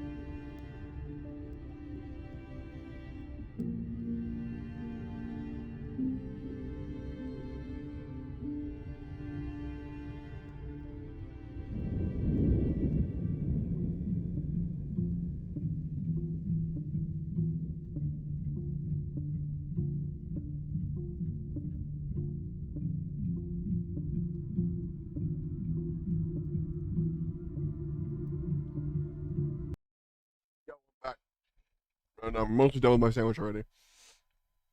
I inhaled that thing coming back. All right. What are we at? Sorry, I was gonna read this to y'all. All right, I'm gonna finish eating my sandwich, then, but I'm gonna keep like thinking about stuff, and then we'll figure out what's next in the document.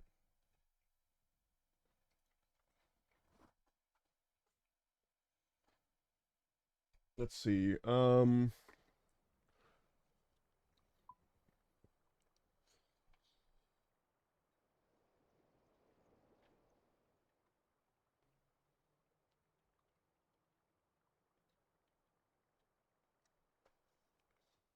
Semi-real.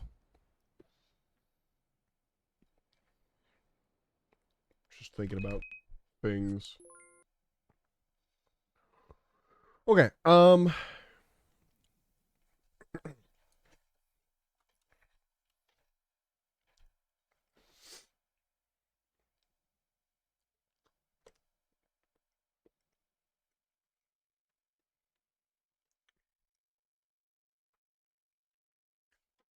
So I was finishing up my most cursed ham and cheese sandwich that wasn't really ham. Anyway, it was a spam and cheese sandwich. Okay. Congratulations on passing your space piloting and EVA aptitude license test, and welcome to Evil Corporation name. We're actually let's name the corporation. I'm tired of saying that. Evil Corporation name. We're gonna call it. What are some evil? Let's see. Evil characters in mythology. What do we got? Typhon, Ares, Kronos, Loki, sort of, not really. Persephone, Medusa, Balder, Sekhmet. What is Sekhmet known for? Goddess of medicine? Amit, Nemesis. Nemesis is 2 on the nose. We used that word already. Fenrir. Deimos. Personification of fear. Deimos isn't a bad name.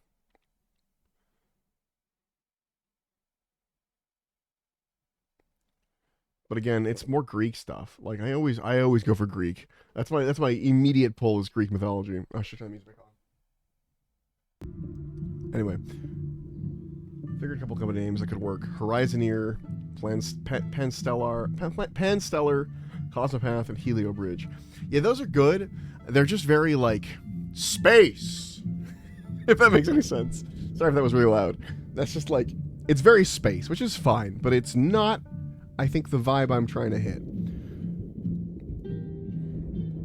I want something that says to the educated player, like, or not the educated player, but someone who knows some things about like history and or mythology. I want them to be able to hear the name and go, oh, you know what I mean? Like, there's nothing huge, nothing like, oh, Hades Inc. or anything like that. I want it to be like a little bit, space. I want it to be a little bit like, okay, something's fucky. You know what I mean?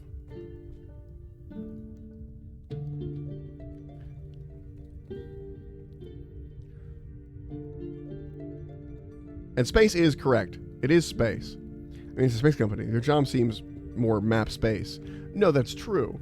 That's very true. But I'm thinking of them as an overall company. They're like a big monopoly. They're like Amazon in a way, where their job isn't just get book. Their job is, well, we have everything. You know what I mean? Like, that's the kind of vibe I'm going for, is a big company that has too many things going on, and it has too many hands and too many pies. If you played Outer Worlds, very much like the companies in that game, where they are kind of just doing everything. Whoops. I fucked all that up. They're kind of doing, everything instead of one thing that would be good for them to do. You know what I mean? I don't know how else to describe it. Like, they're doing too much stuff, and it's part of their identity. Iliad, yeah. Especially because it's like a whole like story about traveling.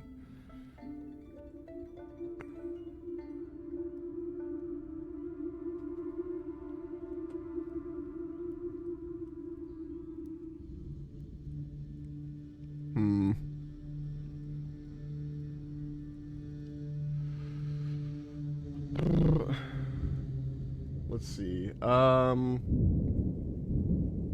about Alien. Yeah. Yeah. It's one of those names that I know I'm gonna think about for a long time, or like really struggle with for a little bit here, and then get there. But I want to get it done. I don't want to have to like think about it later. Okay. Amit. Kronos is one of them. Ares. Typhon. Again, this is all Greek mythology.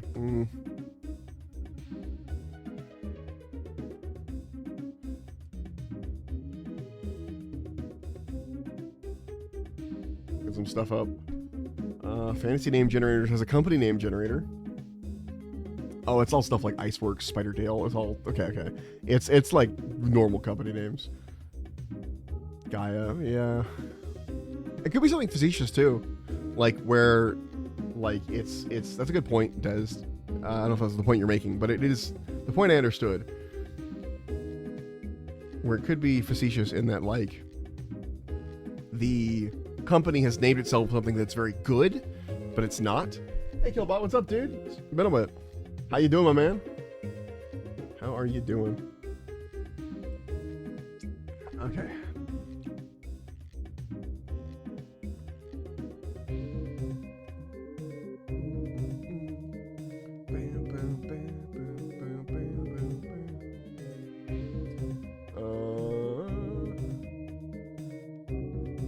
Harrier 2. Damn, everyone's coming in today. What's up, guys? Evil Corporation name. God, I can't think of a good one. Doing good. Just got hell yeah, dude. That's awesome. Fuck yes.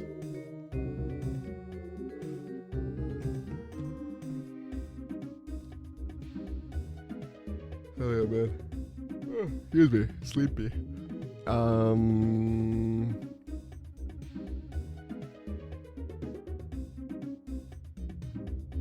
Might come back to some of the names you were thinking of, kind of like Fridge, where it's stuff like very space.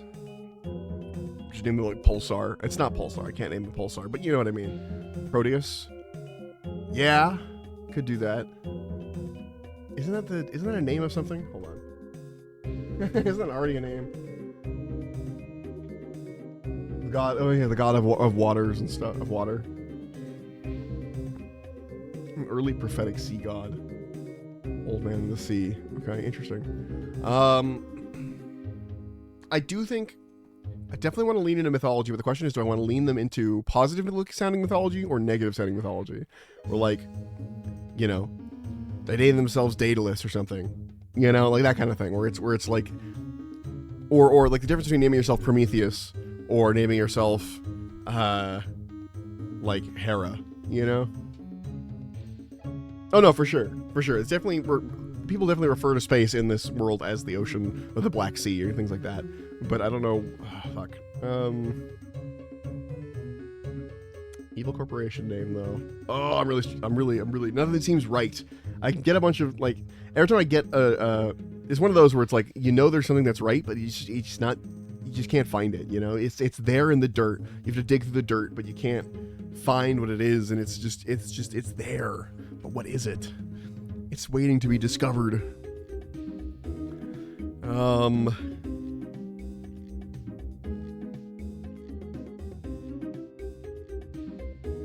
Sorry, I just closed my eyes and was thinking, Njord. You want to go over from the Greek stuff? Yeah.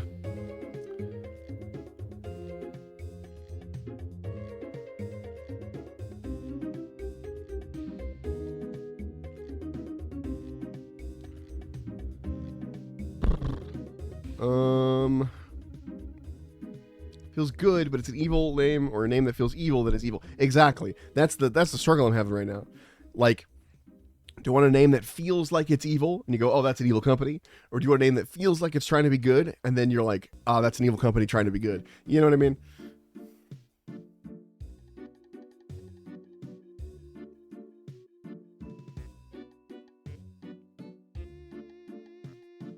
Man, it's tough. I'm just gonna go with a placeholder that's easier to say. That's an evil company name.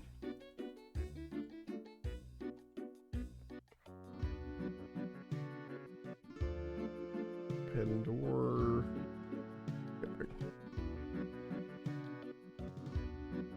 I don't know. Varuna. Dryad. I'm leaning slightly towards, let me look up Varuna. I don't dislike that name. Whoops, spelled it wrong. I'm leaning slightly towards something to do with Pandora, because the idea of Pandora's box that maybe if they hadn't discovered worm space and or opened up wormholes, we never would have had the problem with the worms. So they kind of have opened Pandora's box in a way. And so I'm trying to like name them I think I do want to name them something to do with Pandora, but I don't know how to like convert that into a name. Pandora shipping sounds okay, but I don't know. God, Sovereign, Divine Authority. Let's see. Varuna looks like that's a Hindu. One of the earliest deities of the Pantheon. Okay. Okay. You know, that's interesting. That's the second... That's like two different religions that have a poet as their, like, one of their early deities. Like Odin and Varuna. Anyway.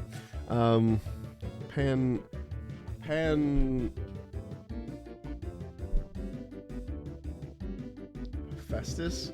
Maybe.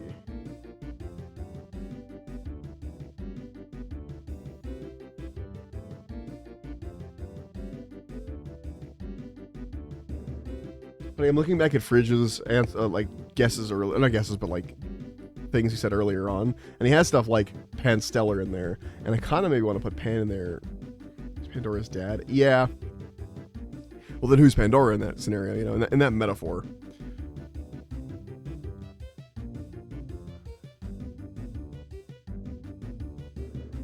Wordplay on Hephaestus. They couldn't. That might not be that either. Also.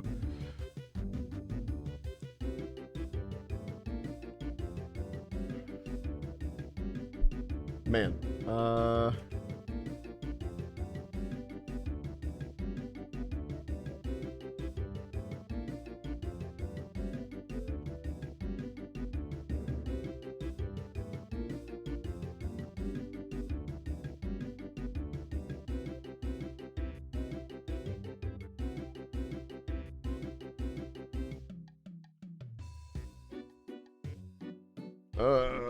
brain work.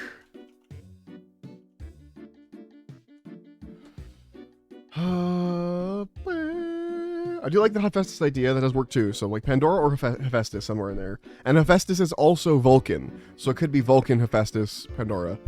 I don't know what the Roman version of Pandora is, but...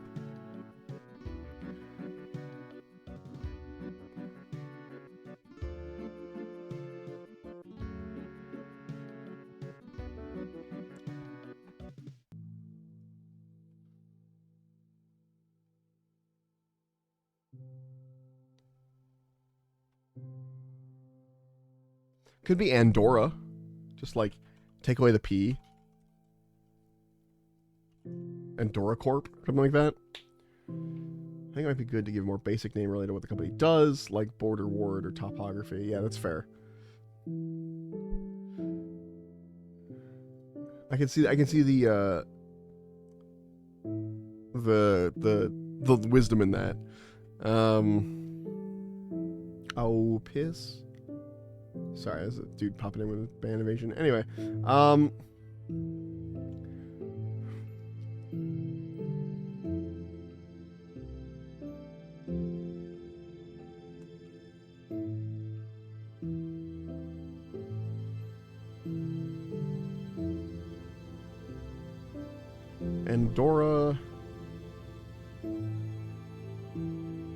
Andorra Systems, and I like Andorra. We'll keep Andorra. I mean, more culty than most companies. Honestly, hearing meaningful names of companies makes you think they're cults. Is this a company cult? Oh, well, you know, maybe there is a... Well, you know, who knows? Who's to say? What is a cult really? You know, is really the question you should be asking yourself. Not, is this company a cult, but what is a cult really? You know? That's the real question you should be asking yourself. Okay, it's a little culty. It's a treat. Andorra shipping? This involves boxes. Like we go here.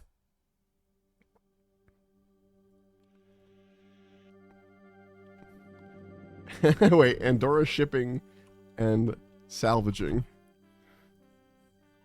Also known as ass.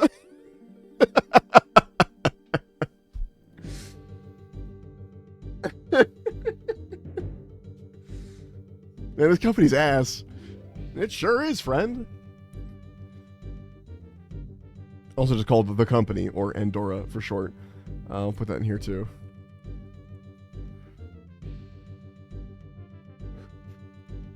A cult is a corporation with extra steps and loopholes. All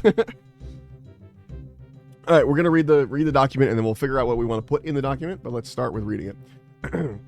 Congratulations on passing your space piloting and EVA aptitude license test, and welcome to Andorra Shipping and Salvaging. We're glad you decided to be part of the team. Together, we'll make the galaxy a safer and more profitable place. But first, we need to talk about worm space. If you're new to voidfaring, then this might be an unfamiliar concept to you. Don't worry, this pamphlet and its subsequent extracurricular pamphlets, which can be found in any Andorra Shipping and Salvaging office after submitting the proper request forms, will guide you through the ins and outs of worm space, worms, and the proverbial wormholes. We need more funny acronyms. Hell yeah. Then I think I'm going to keep ass. It's funny to me. Worm space is an extra-dimensional space, discovered by a worm space discoverer in 2203 that exists just on the other side of our own reality. However, it is, by comparison, incredibly compacted. That means the distances between objects in worm space are significantly less than they are in our reality. God, I gotta slow down. My words are slurring together. Are significantly less, where are we, than they are in our reality. This is crucial for timely space travel, and your favorite Andorra Shipping and Salvaging brand food cube would be impossible to deliver to your home otherwise. And your favorite, or no, I'm going to rename this. And your favorite flavor of Andorra bites.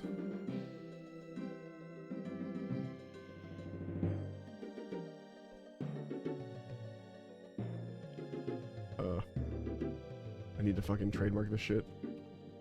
Does that work on this? No. How do I superscript or subscript? Hold on.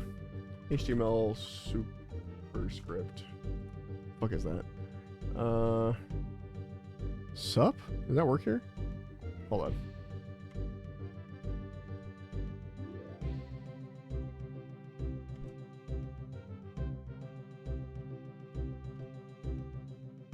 Hey, it worked. And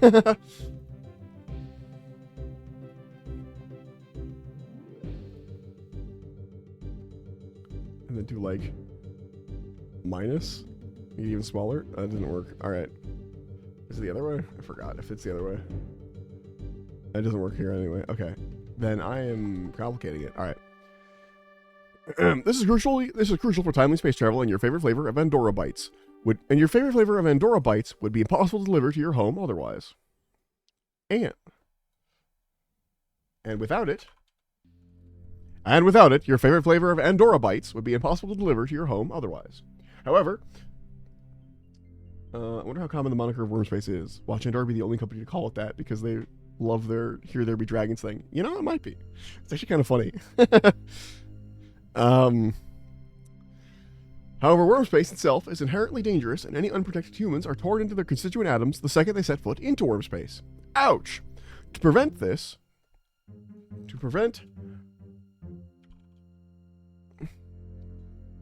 and protect our employees and our investments.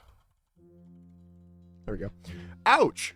To prevent this and to protect our employees and our investments, we utilize wormholes for safe worm space travel. 2. What is a wormhole?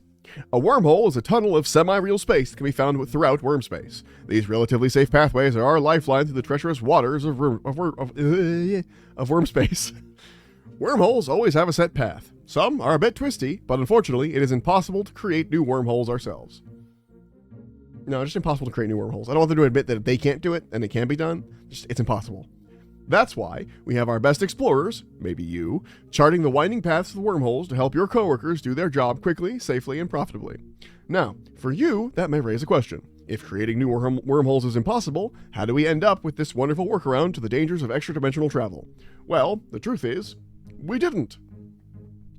That doesn't make any sense. How do we end up with this? How did we invent? I like the truth is we didn't. How do we invent this wonderful workaround to the dangers of extra-dimensional travel? Well, Is this for like a D&D campaign? Yeah, basically. D&D, but like not D&D. It's called Mothership. It's like a horror space sort of RPG, but it is basically the same thing. Not basically, but like it's the same concept where it's like a role-playing game.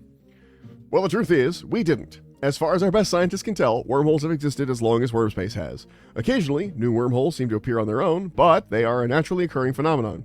Some believe these wormholes are created... I always miss words. Created by worms, but there's little evidence to support that. 3. What is a worm? A worm is a creature that can exist... A creature that can exist within worm space. Now for you, this may conjure images of large terrestrial planaria. This can be correct, but generally, each worm has a different biological structure, and without the worm classification, you would often never assume that they were of a similar origin. Worms are, by nature, incredibly dangerous. Almost every worm ever encountered has been predatory. Most of the time, worms will stay outside of wormholes and in their home of worm space. However, on occasion, worms will find their way into a wormhole and attach themselves to the hull of an unsuspecting ship. That's why every Andorra shipping and salvaging ship is equipped with a state-of-the-art hull configuration system. With just the press of a button, the HCS will engulf your entire hull in a vacuum-resistant plasma wreath that will burn off any unwanted stowaways. Important. Never operate your HCS inside of worm space. Only ever activate it once you return to real space. Nice. I was working on a Greek mythology-based campaign, but stopped because I got... Yeah, you know, that's entirely fair. That's why a lot of, like, local places, like LGSs and stuff, will run, like, you know, RPG nights and stuff for folks. Generally, at least. They will. Not always, but that is why they will do it if they do it. Okay, so the next step on this... In conclusion... question 5. Great. When can I get started? It's a snake-shaped dragon. And it can be, yeah. So, I explained this earlier, but I'll explain it again. Basically, the reason why they call it worm space is there used to be a thing in old maps when they didn't know where something was, or what was there, or what, like really old maps. There's like ocean, and they don't know what's in that area. In order to indicate that, they would put the phrase "Here there be dragons," to be like, "Hey, we don't know what's here. We're just gonna say dragons because it's." They didn't really think there were dragons there, but that was just like a, "Hey, we literally don't know what's over here. Be careful." It could be anything, and that's the idea behind worm space. Is that it's evoking the ancient "Here there be dragons," but it's like the dragons in this instance are just extra dimensional creatures that are all very different and all act very differently and look very different and so on and so forth. Basically to provide for different sessions for my players, different monsters to come up against. I'm creating this so that they're all cohesive in a way, because they're all still worms. You know what I mean? So that's the gist. That's the reason why we're doing this one this way. So yeah.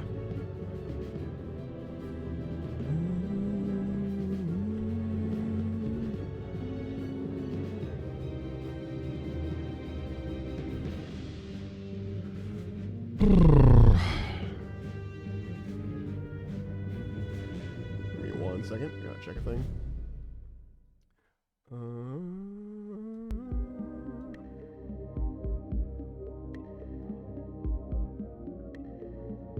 Alright, cool beans. When I hear there be dragons, my brain just goes like, look, a fun time. Yeah.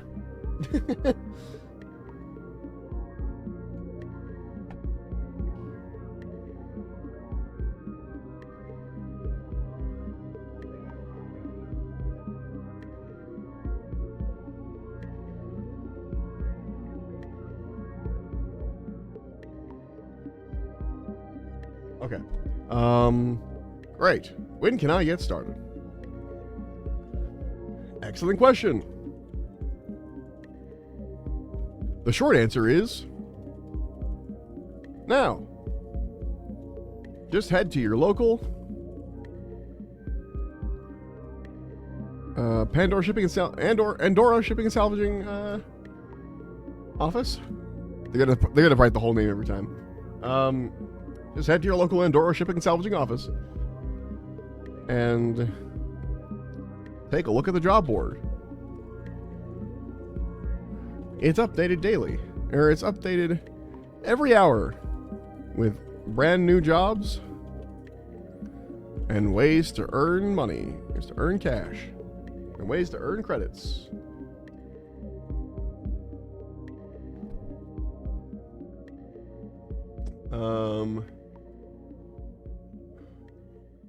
So don't wait.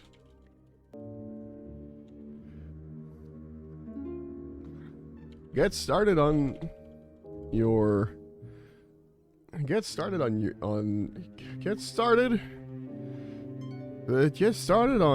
your newfound. Let's see. Excellent question. The short answer is now. Just head to your local and/or shipping and salvaging office and take a look at the job board. It's updated every hour with brand new jobs and ways to earn credits. So don't wait. Get started on your newfound career. There's no time like the present. Okay. But life insurance is a foreign word to this company. Oh, they know what it is. They don't want you to have it, but they know what it is. Alright, and I'm stealing Fridge's text from earlier. Now the question is, how small can I make this? Is that not how that works? I thought that's how that worked. Oh no, it is. Kind of? Hold on. Nope. Hold on. How do I make it small? Let's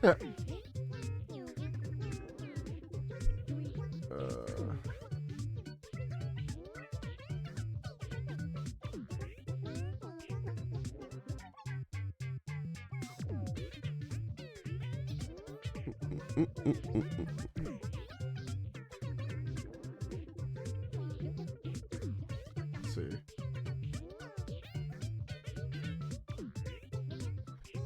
Let's see if the small tag works. Hold on.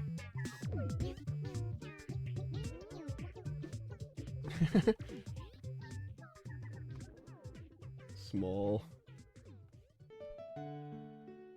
Small. Small. Small. Small. Small doesn't look like a word anymore.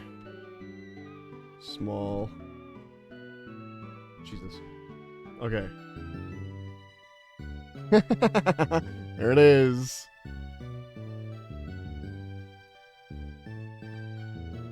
Okay.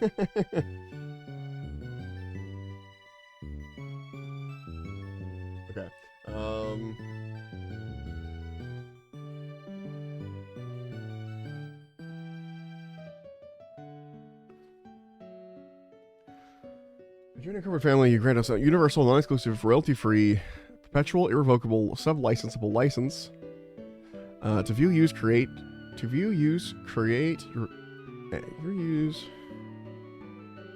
derivative works from, publish, translate, distribute, and display, publicly or otherwise, your DNA sequence, decompiled molecular structure,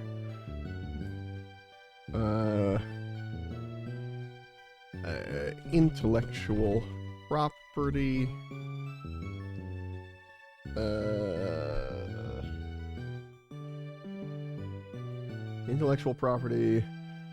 physical property, net worth,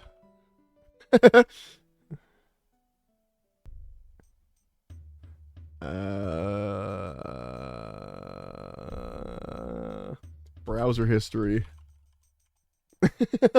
Just adding more things that they can take from you,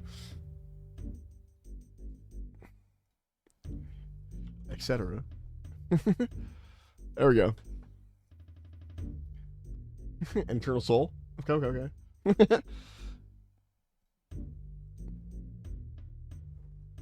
Name. Likeness.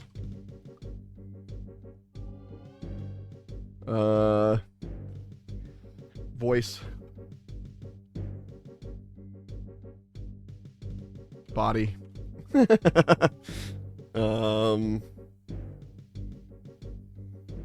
Body parts, I should say, specifically like skeletons and stuff.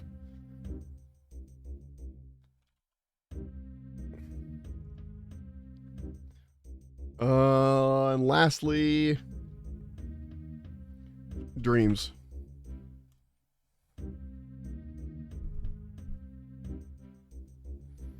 Excellent. I'll put this further down. Cool. Well, that's done. Well, I still can't spell license, but that is done.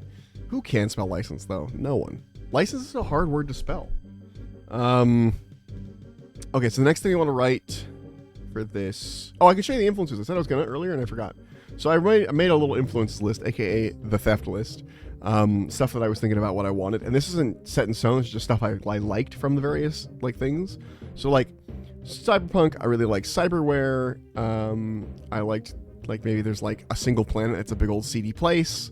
In the way that, Night City is a single city that's a big old seedy place. Stuff like that I wanted to steal. Warhammer, I originally wrote Roaring Factions, but then I decided against that, so I'm actually not taking this. I'm more taking the Warp from this. So, that's really where the influence for that's coming from.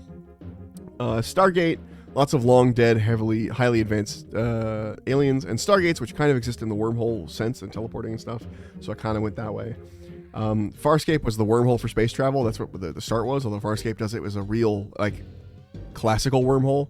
And then Star Wars was, the idea that there are deadly creatures in wormhole space. I don't know if you know this. There are creatures in the space that the hyperspace they go to in Star Wars has things in it. And the idea of, sentient droids being around, too, was cool. I don't know how I feel about, the ancient dead alien civilizations, I think is part of where the wormholes come from. Maybe I'm not quite sure on that yet, but that's my current thought of what I want to do with it. So okay, so the question is, do we write more in-universe documentation? Oh, we need a name for Worm Space Discoverer. Philip H.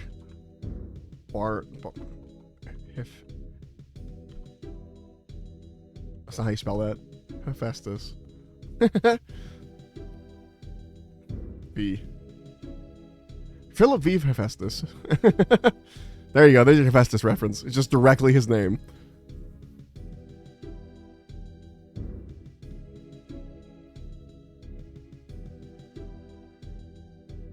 I mean, that's still pretty cool. I mean, look, with Killbot, you can just make it and then have it ready to go for whenever you fucking want it.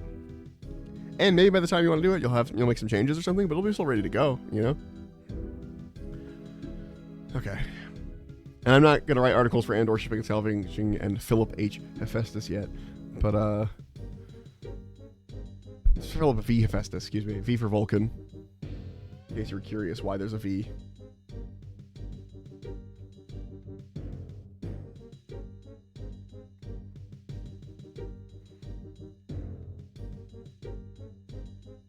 Okay.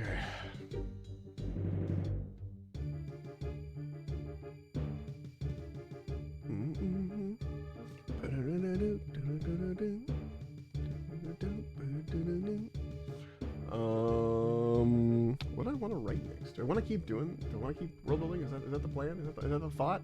Probably. What document? The question is what documentation do I want to hit next? You know what I mean?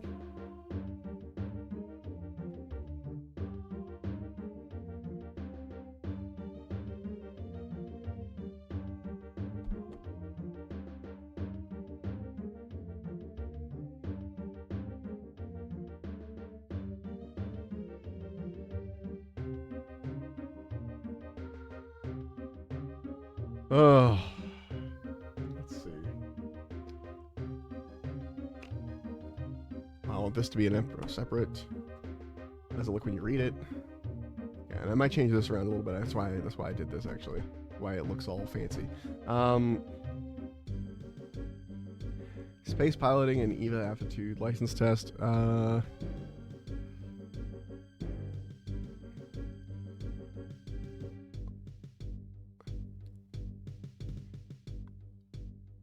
License. Yeah, you know what? This is fine. Yeah, they completed the license, but they're not getting information about wormhole stone just now. If you didn't know about it, and probably most of them already knew about it, this is one of those pamphlets you just throw away. But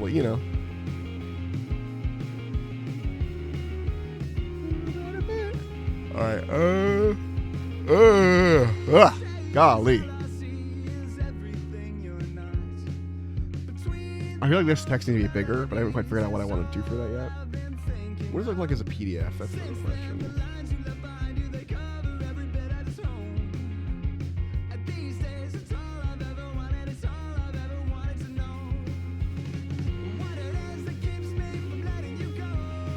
Let's see if I can open that up. Recent files. Oh, there it is.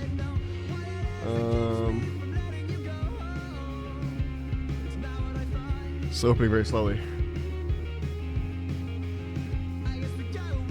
Oh, it's weird. It's making the things that I underlined purple. Like all the stuff that have links.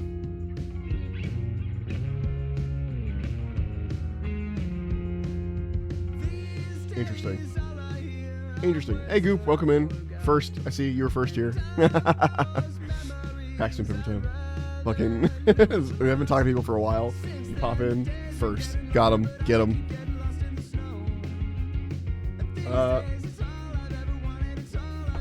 Let's see.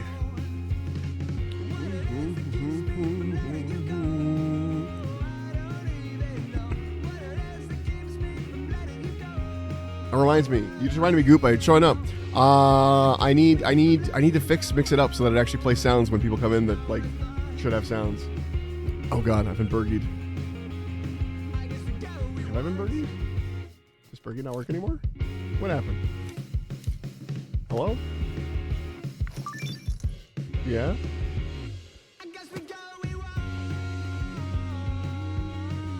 Huh. I guess not. I have Mix It Up set up, I just don't have it set up fully for like the sound effects thing, and I want to.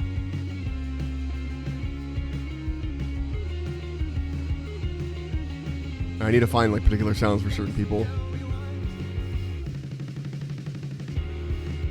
Which means I might go like trawling through people's like streams if they stream. Clips and whatever, and look for sound effects. Yeah, I don't know yet. And you said you could send multiple, right? Or is it just like one per person? Like it just kind of like chooses randomly? Also, if you have like a video or something on how to do that, that would be prime, peak, even. Probably peak.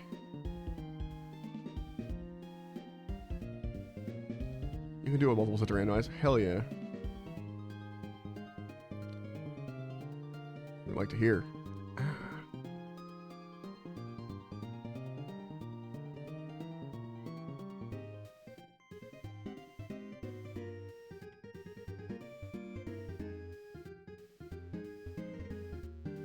I'm happy to show you. Oh, hell yeah. I'd appreciate it.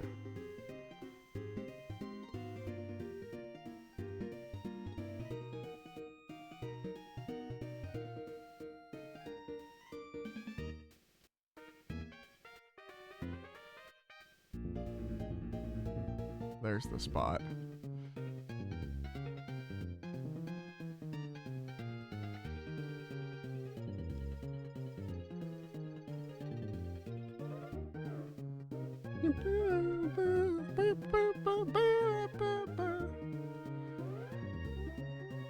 Okay. This is a video I'm having. Yeah, hell yeah. Also, I'm gonna turn RuneScape back on. I don't know why your burger didn't work. Try it again. give it another go. RuneScape's back on. We get large salvage. Why is... Oh, there you are. Hello. Rare burger, no lettuce, onions on it. Whoa, that was close. Onions. Need to play it. Okay. Rare burger.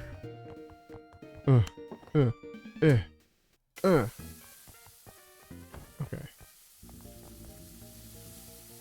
That's done.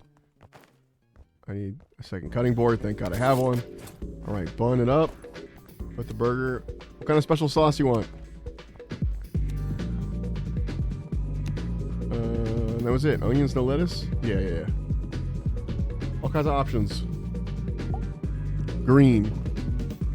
Green.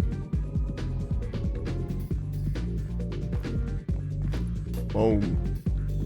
Bam. Oh, I didn't put a little thing on top. It tasted amazing. Oh, you got a little weird little symbol.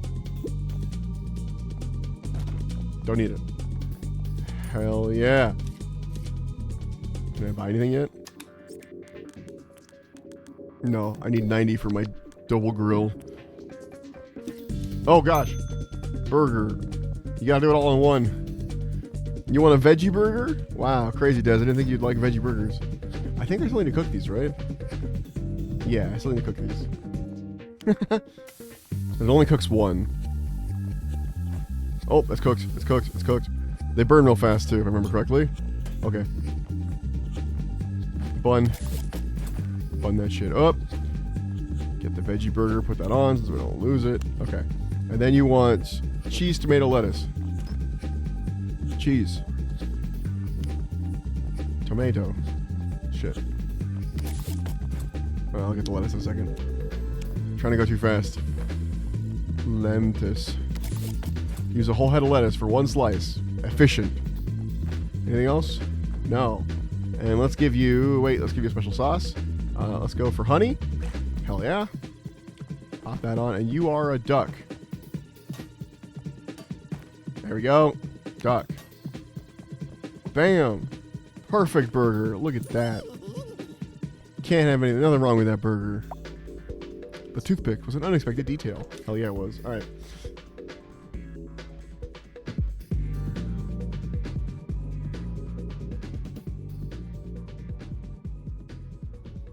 Quack. If you're fast enough, your character will like say whatever you say. Okay, so we have our universe. The noises the duck made as you walked away.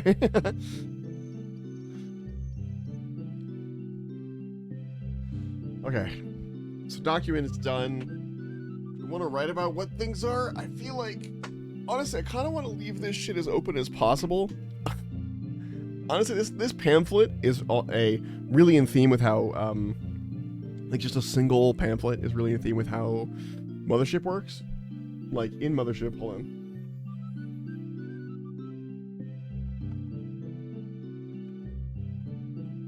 I can't physically show you, but I have it sitting here with me. If you look at the adventures from Mothership, hold on. They are basically, I'm pulling it up.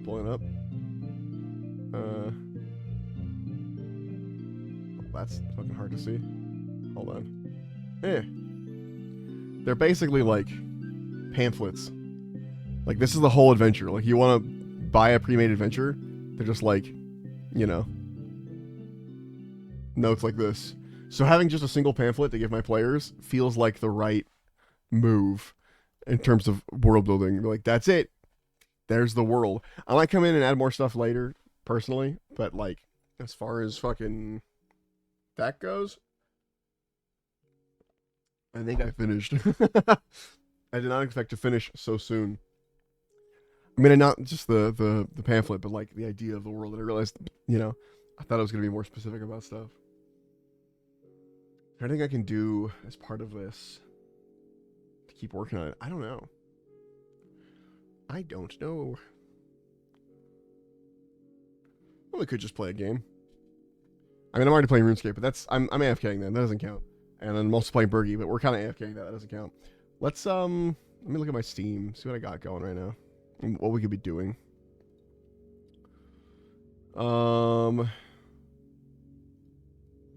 Let's see.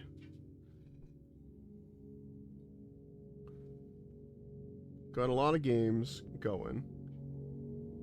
I've been recently getting into OSRS. Hell yeah, it's fucking good. It's fun. You came just in time for sailing to happen. That's the song, by the way. That's not me. You're good.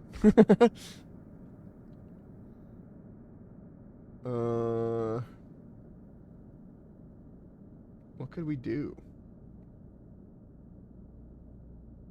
I mean, See, the thing is, I want to keep working on this.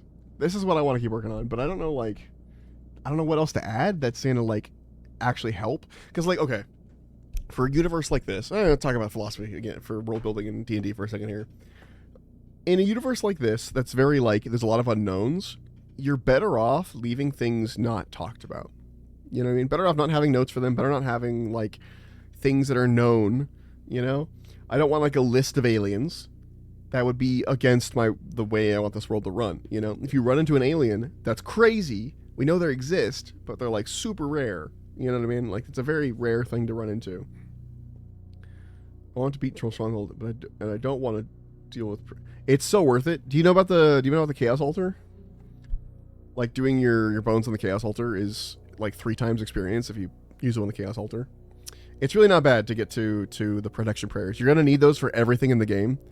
Getting your protection prayers done is, like, a big unlock for the account. It's a really huge step and keeps your account, like, able to do a bunch of stuff it would otherwise struggle with. So, protection prayers are, like, really, really, really important. The fucking what now? Yeah, I'm close to him. Yeah, I'd say go for it. The Chaos Altar, just put bones on it. It's 3 times experience.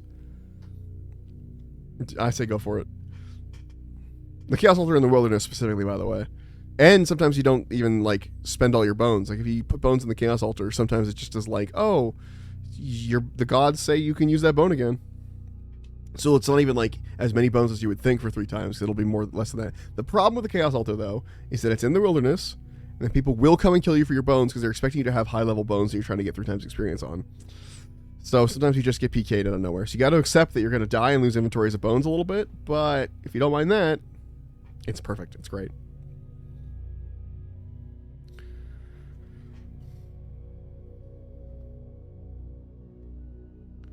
Oh, yeah, RuneScape is definitely like a big wiki game. Like, you really need to be, like, on the wiki all times. Anyway, what I was going to say about the world, the vibe of something like this is that everything has to be kind of mysterious, and the second the DM knows everything, it's a little bit less mysterious, if that makes sense. Like, if the DM knows, fucking the reason why... For example, I have said in this document that I don't know, we don't know where wormholes came from. I personally, as a DM, as a creator of this world, do not know where wormholes came from. And I don't want to know, at the moment at least. It's not important. It's not important for players to know, it's not important for me to know. And if I know, especially if it's me, I'm really likely to try and tell my players. Like, that's the most likely scenario for me, to just try and be like, guys, did you know? Like try and get it set up that way. Or someone will say something and it's wrong, and I'm like, well, it's not like that. And now I've indicated that there is an answer. You know what I mean? Because that's just who I am. And I don't want to do that. I want to make sure that, like, players have no idea. I have no idea. So the players extra have no idea. I can't give them hints because I don't know. You know? And so I don't want to write too much into the world, kind of thing, because then I know things. And then the universe has direct answers, and I don't know if I want the universe to have direct answers. You know what I mean? So it's tough. And also, there's some stuff where it's like, oh, my players want to go to this thing, want to do this planet. Well, let's create that for them now, you know? Like, it didn't exist before, but now it will. Cool. I don't know. Maybe we make, like, one existing port or something? Space station? Batman is coming to steal your femurs. Yeah, basically. They will come steal your high-level bones. High-level bones are expensive. Like, you want, like, wyvern bones or something? A lot. How much is a wyvern bone? Hold on. It's not even the most expensive bone, but, like, wyvern bones are 1.7k each. If you do, like, reinforced dragon bones, I think those are the best. Those are from Vorkath. Those are... Oh, it's not reinforced, is it? No, that's not reinforced. Dragon bones is from RS3. What the hell is the Vorkath ones?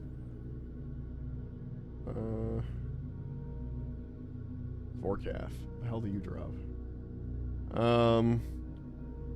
Vorkath bones are superior dragon bones, excuse me, they're blue.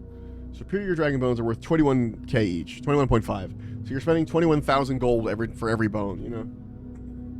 I just mainly like questing at the moment. Yeah, no, 100%. Questing is a great way to like get into the game and to get through stuff, and questing leads you into good directions of like, hey, if you want to do this quest, level up this skill. So you take a small break from questing to level up the skill. That's how the game is really meant to be played, in my opinion. However, the protection players are going to be really useful for a lot of upcoming quests, and for a lot of other quests, they're very useful to get. Like, I totally think it's worth the grind. It's not that bad. I've done it a couple times on different accounts. You just need some bones, some time in the Chaos Altar, and you're good. Or, if you're not an Iron Man, you can use, if you don't want to go to the Chaos Altar, you can go to Remington, I think World... Fuck, I forgot what it is, but like the house party world, people will open their house for people to use, and there'll be altars in the house that allow you to get 2.5 times experience in a much safer environment, but it doesn't save your bones like the Chaos Altar does. Chaos Altar is much more experience per hour, but the house bones are still good. You go and bury them at the altar at people's houses, and you still get a huge experience bonus, and yeah. So, it's not the worst, but like, God, this ship is getting its ass kicked. I'm gonna have to repair the fuck out of it.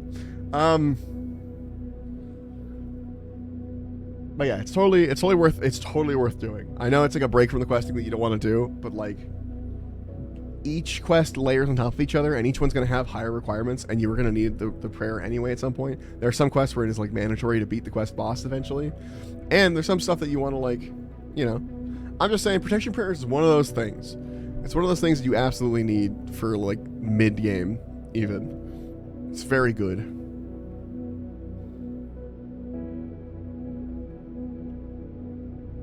Anyway, that's my protection prayer rant. Yeah, I'm gonna keep the universe vague, so I think we're gonna move on to something else. What else? I don't know. Let's just do RuneScape, I guess. I mean, I'm mostly just salvaging, so it's less exciting. But I just really hate the skill. Yeah, I know. There are worse skills, though. Trust me, there are worse skills. Of the list of skills that I hate doing, at least for me personally, prayer is not one of them. Though it is really low on my list of things, but yeah. Ooh, diamond ring. Some mithril cannonballs. We should upgrade our ship. That should be something we should do. You know what we're going to do, actually? Not only are we going to upgrade our ship, we're going to make a spreadsheet. Hold on, I've decided I'm making another spreadsheet. This one, I'm calling my generic... Hold on. I'll show you in a second. I gotta make it so it's not blinding me. Give me a second. I always make my spreadsheets in like dark colors so I can look at it without blinding myself, because it's always a little bit dark in my room. All right. Boom. Well, you can hardly see that with the text, but you get me. You get what's happening here. Let me move this slightly over here. Anyway. So we're going to change our game. Hold on.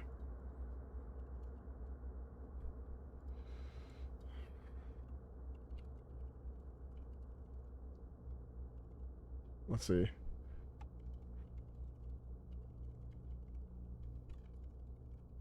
Burgers.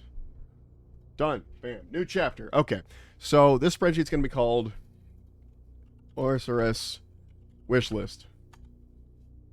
You know shit is going on in the spreadsheet is pulled out. Exactly. So, here's the problem. I constantly need things in old school, and it's like, hey, I want this item. It's like, okay, in order to get this item, you need 15 of these things, 20 of these things, whatever. Especially upgrading stuff in the ship for sailing. It's definitely a necessity to have a thing like this. And I've been doing it entirely on like a Discord note system where I like write a note. I'm like, okay, I can make this, you know, whatever. I want to make a spreadsheet that it can be used for any skill, anything, and it will then be used to make wish lists for things, essentially. So I say, like, let's say my current level. So each one of these would be for a different skill, like a thing you get from that skill or whatever, right? And actually it'd probably be like, no, you know what? No. I have a different idea. different idea. Same thing. We put the list of levels in here. So let's just make a data sheet. Duplicate. And this will be where we put all our data and stuff. Drunken dwarf. No, thank you. So like we'll do something like, oh, we have like you know, we'll have the list of skills. So skill level, I spelled skill wrong. And then we just go through and we put my skills in. So we'll do it in order in the rows. So attack, strength, defense, ranged, prayer, magic, rune crafting, construction, constitution, agility, herblore, herblore? Is it herblore? Man, I never herblore. Did you know herblore skill was originally spelled wrong when they put it in the game? They spelled it as herb-law, and you say, you know, in my accent, herb-law and herb-lore are very different sounds. Like that's herb-law. This is herb-lore. It sounds very different in the way I say it, but that's because they're British, and so herb-law or herb-law, or how would they? Right, British get really into British herb-law. Herb-law. It's very similar. You know what I mean? Like, I had to get into my orcs. But yeah, basically, they didn't realize it was, they only ever heard it said. They never saw it written down. So they wrote it, the Gower brothers wrote it wrong originally. Herblot. I finally know her. Smithing, fishing, cooking, fire making, wood cutting, farming, sailing. Okay. And then, let's make quick data entry. 70, 61, don't judge my skills. 69, nice. 60, 52, 75, 46, 77, 71, 70, 70, 66, 53, 45, 53, 70, 70, 76, 53, 56, nut. 70, thank you for the nut, 70, 53. Wait, I missed one. Hold on. Construction is 77, 71, 70, 70, 66, 53, 45, 53, 70, 70, 76, 53, 56, 51. This is where I messed up. 51. And then it's 70, 70, 53. Bam! I actually want an optimal collection log grinding plugin like RuneLite. I'm sure there's RuneLite collection log plugins. There's so many of those. Also, thank you for the nut. Goop, I know I said it mid-numbers, but thank you for the nut. I appreciate a good nut. Okay. Excuse me. Alright, we're gonna make all these center-lined. Okay. And then we'll freeze this. So why have I done this? Why have I just put all my skills in a spreadsheet? Well, I can set up formula in the spreadsheet that will check certain sections. Like, hey, check this skill. Check for, like, go to this page. Basically, go to data, the data tab. Look for construction and see what number is here. If that number equals the number that was required in the skill requirement, and the skill required, then make a green check mark. So I can put wishlist stuff that I don't necessarily have stuff for. So, for an example entry, let's say I want to upgrade my ship. Let's go to the let's just make my cargo first.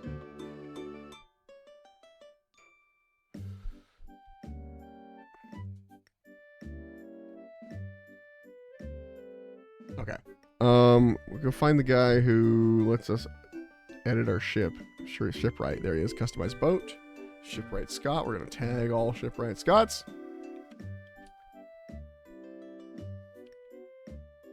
randomized collection logs. Yeah, yeah. No, I mean like an optimal of what you should do. I wouldn't. Clogging is crazy, man. It's crazy. Anyway, we're here. Look at our boat. Let's say we want to upgrade the boat. Well, the keel, because we want to work on, you know, stuff. We need things. So right now we could almost upgrade. Actually, with a boost, we can upgrade to a mithril keel. Which I don't know. No, we can't do immunity to crystal flecked waters until adamant keel. But you know, we'd get there. So for this kind of thing, I would type, you know, iron. No, mithril keel. Okay. So what do you need for mithril keel? You need 15. No, large mithril parts. 15.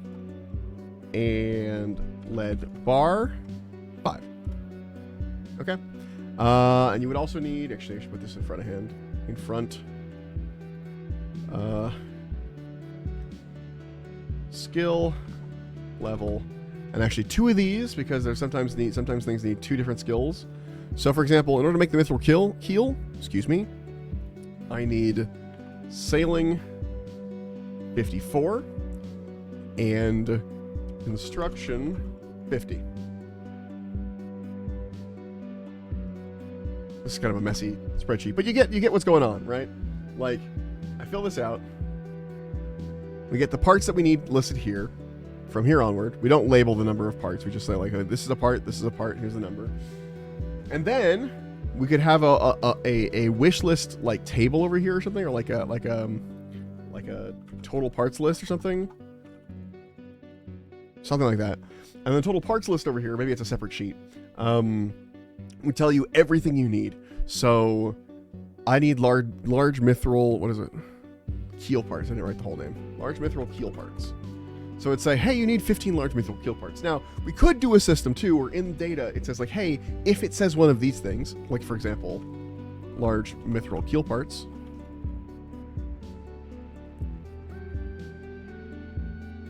we make sure that it knows that to make large mithril keel parts, for one, you need, 5 regular mithril keel parts, and for 5 mithril keel parts, you need, or for 1 regular mithril keel part, you need 5 mithril bars. So per large, you need, 50 mithril, 50 mithril bars or something like that. And then it would come through and be like, okay, so it says 15 large keel parts, but we know what that means. That means actually that we need 50 mil. You know what I mean? Like, it'd go through and do it. I might be ahead of myself, but that's the idea, essentially, that you could put a wish list in and it'd be like, okay, these are the things you need for that. I wish there was a plugin for this. Is there actually a shopping list? Shit, that's a good question. Is there a shopping list plugin that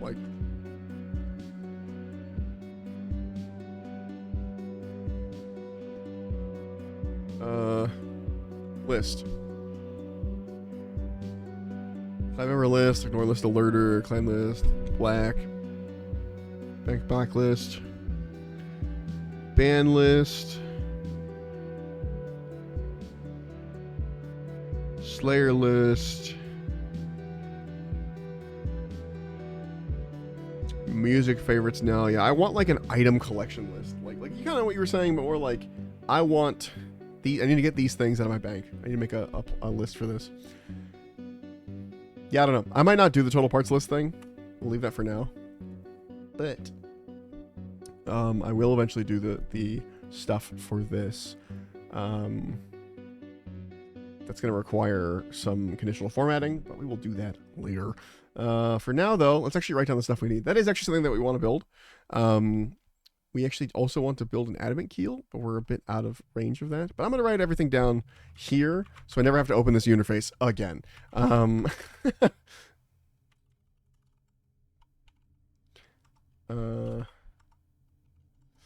Let's see. Or unless I only need to do it to like fill this to like actually like spend it. And actually we needed 16 of these, not 15.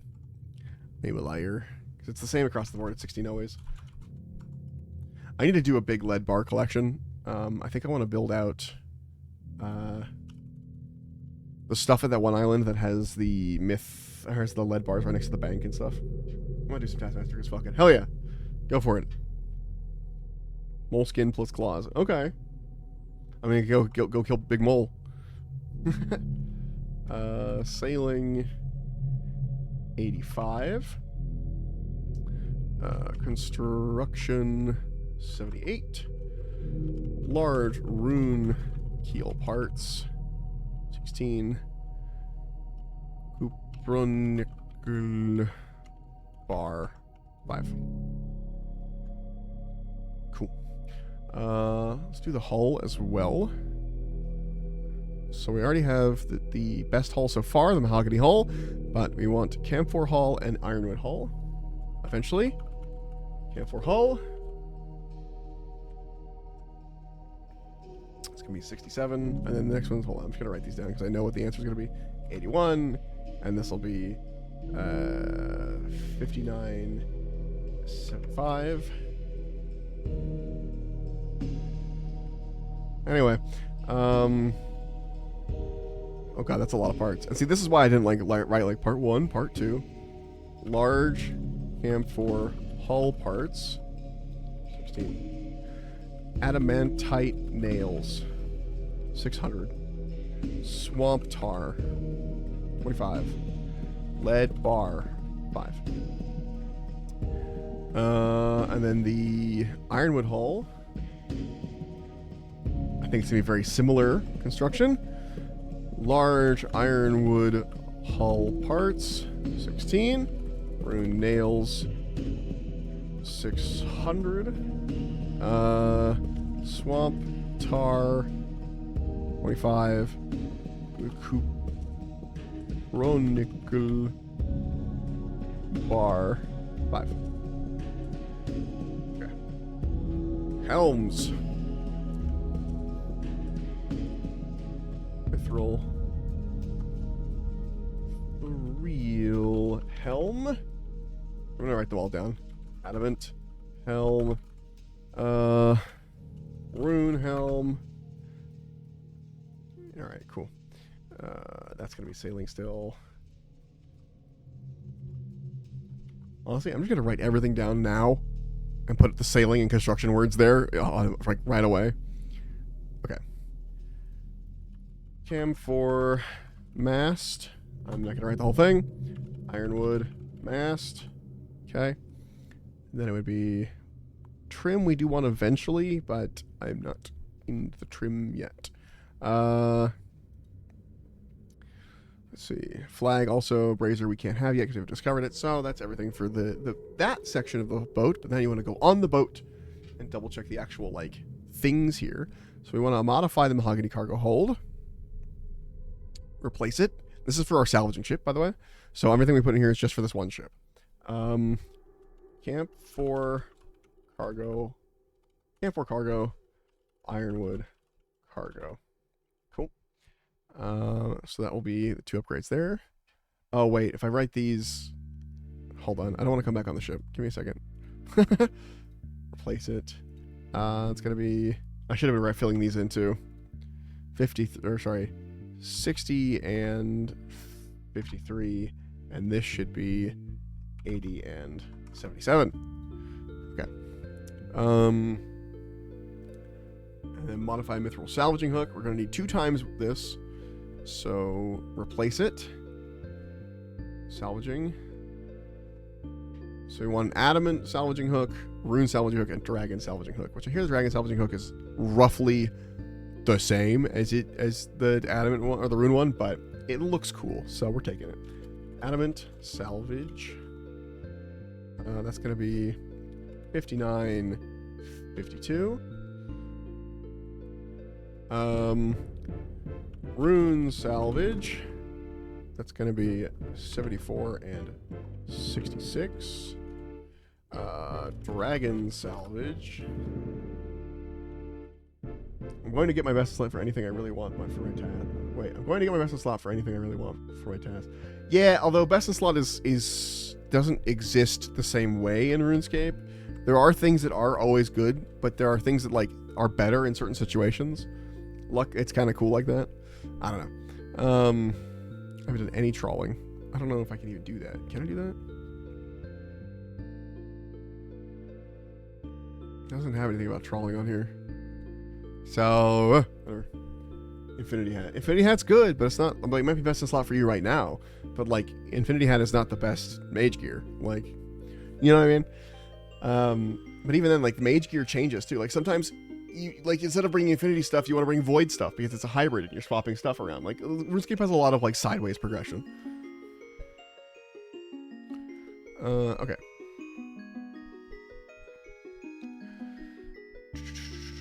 Well, I will have to actually open this back up again. Ah, whatever, it's fine. Okay, we want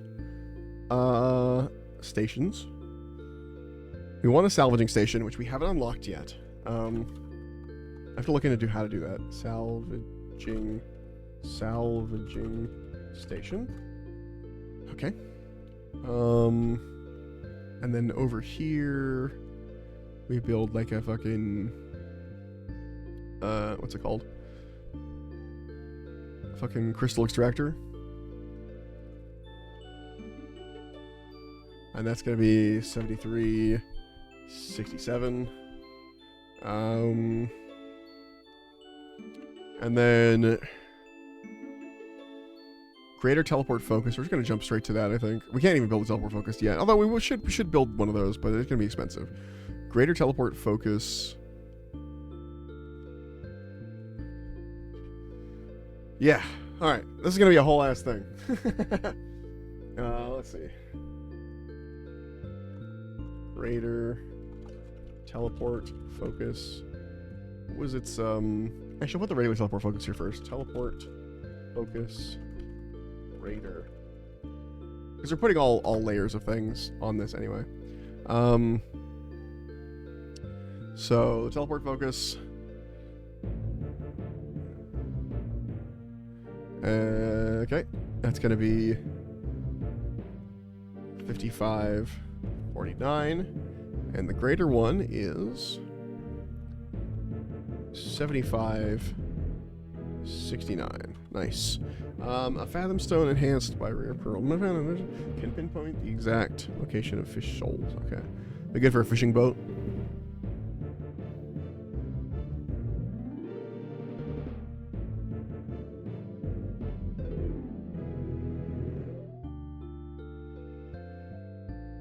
We could technically make the wind catcher now.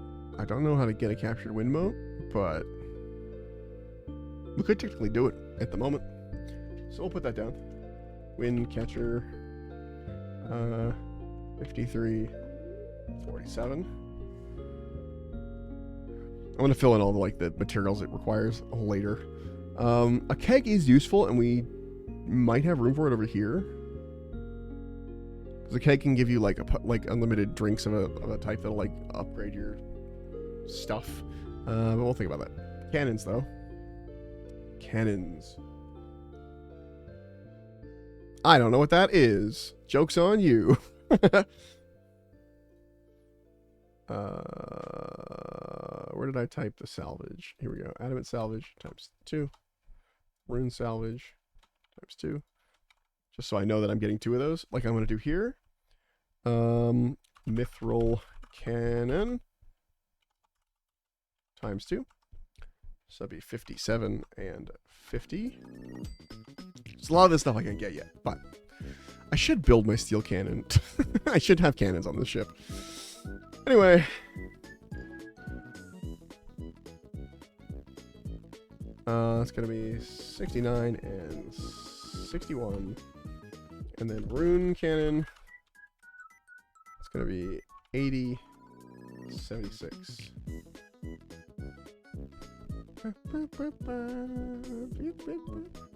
This one horrible for me. Bet at your level, unless you're maxed, I wouldn't worry about it. I would literally just go with what you can get cool stuff, but like don't stress the best in slot stuff at this point. Unless you've been playing like for a while, much longer than I think, but You don't wanna optimize the fun out of the game. You know what I mean? You should use weird gear. You should like learn stuff as you go.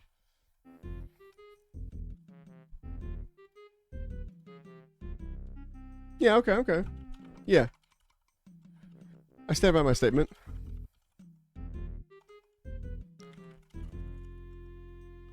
Steel bar 8. Okay.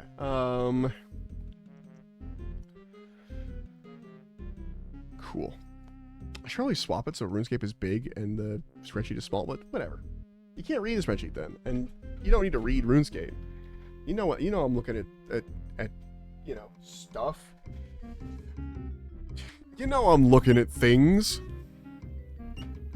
Okay. Now I don't think I can build any of this stuff really yet, because I'm not quite in the levels for it, but I'm gonna use it to experience stuff I haven't done before. No, that's totally fair.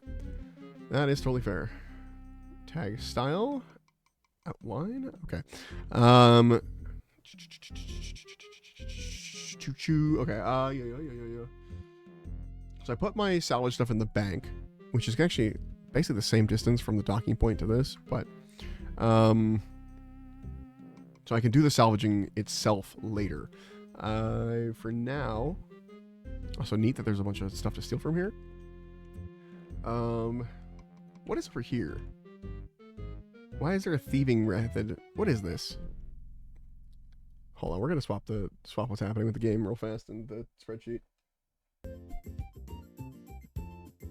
Here we go. What the hell is... Hello? Okay. Examine. What am I stealing? Jail visitors book. Okay. Open. What the hell is this? What the hell is this? Thieving activity. What is it? What's this thieving activity? Fucking tell me, Wiki. Port Roberts.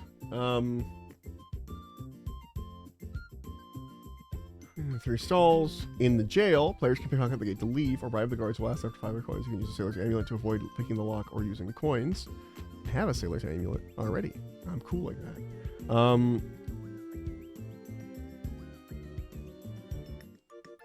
Okay, so it's a weird marketplace stall. Players can only steal from a stall every 5 ticks instead of every 2. Furthermore, players will automatically thieve after clicking a stall until another action is taken, or the player is caught by a guard. Roaming the stalls are 3 market guards, which unlike regular guards cannot be attacked or interact with in any way. The guards look at every 3rd stall for 10 ticks and then move to the next stall in a clockwise rotation. If the player tries to steal from or is in the middle of thieving a stall which the guard approaching or looking at, they'll be caught and moved to the Port Roberts jail. Even if in line of sight of the guard or stall owner, players are not caught unless thieving from a stall that a guard is looking at. In the jail, you can escape. Okay. Alright. There's the cannonball stall, which, honestly, how many cannonballs do you get? It might be, like, worth it. Like, on its own, it might be worth it. How do I know which stall the guard is looking at? Okay, physically where they're moving. Okay, where's the cannonball stall? Oh, here. Guy just left it. Well, let's give it a go. Oh, no, there's one coming to the cannonball stall in a second. I see, they're, like, rotating. Okay, so he's looking at the stall right now. Don't steal from it. And then as soon as he leaves... Okay, go. Oh, 87 thieving. Okay, well, in theory, I could steal from that. Fascinating. Alright. Absolutely fascinating. What were we doing? We were leveling up. We were doing some salvaging. You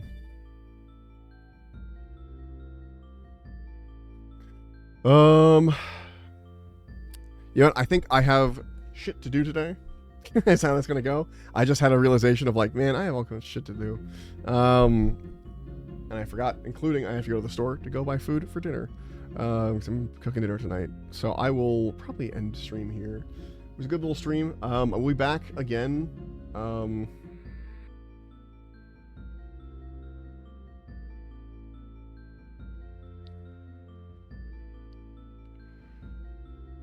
be back again in a bit. Let's see. Today's Tuesday. I can actually be back tomorrow. I'll actually be back tomorrow. I don't know what I'm gonna do. It might be more old school. It might be something else. I might actually play old school. But right now I have to like basically go do a bunch of chores, and sitting here about to do like fake chores. There we go. You shouldn't be doing fake chores while you do real chores you need to do. So gotta do that because people are coming over for Thanksgiving, and I want to make sure the house is clean. Anyway, yeah, bam. Catch you guys later. Thank you for helping with the world building, especially you, Fridge. You helped a lot. That was really nice. Appreciate your use of what's it called? Legalese, and not legalese, but like, you know, stuff like that. Thank you for hanging out, everyone. Thank you, Goop. Later, Goop, when you get a chance, could you send me that stuff for how to like give people videos, or we could just do in the call and talk about it at some point. But I do want to set up audio for people when they pop in with the regulars. Anyway, I'll catch you guys later. I'm excited for all kinds of things, but can't tell you about them yet. I'm excited for secret things, secret stream things that are coming eventually. Anyway, I'll catch you guys later. Goodbye. Cool beans. Then I will bug you later about that, because I got chores to do. And we'll see you guys later. Bye bye. I thought it was gonna delete me during that. There it goes.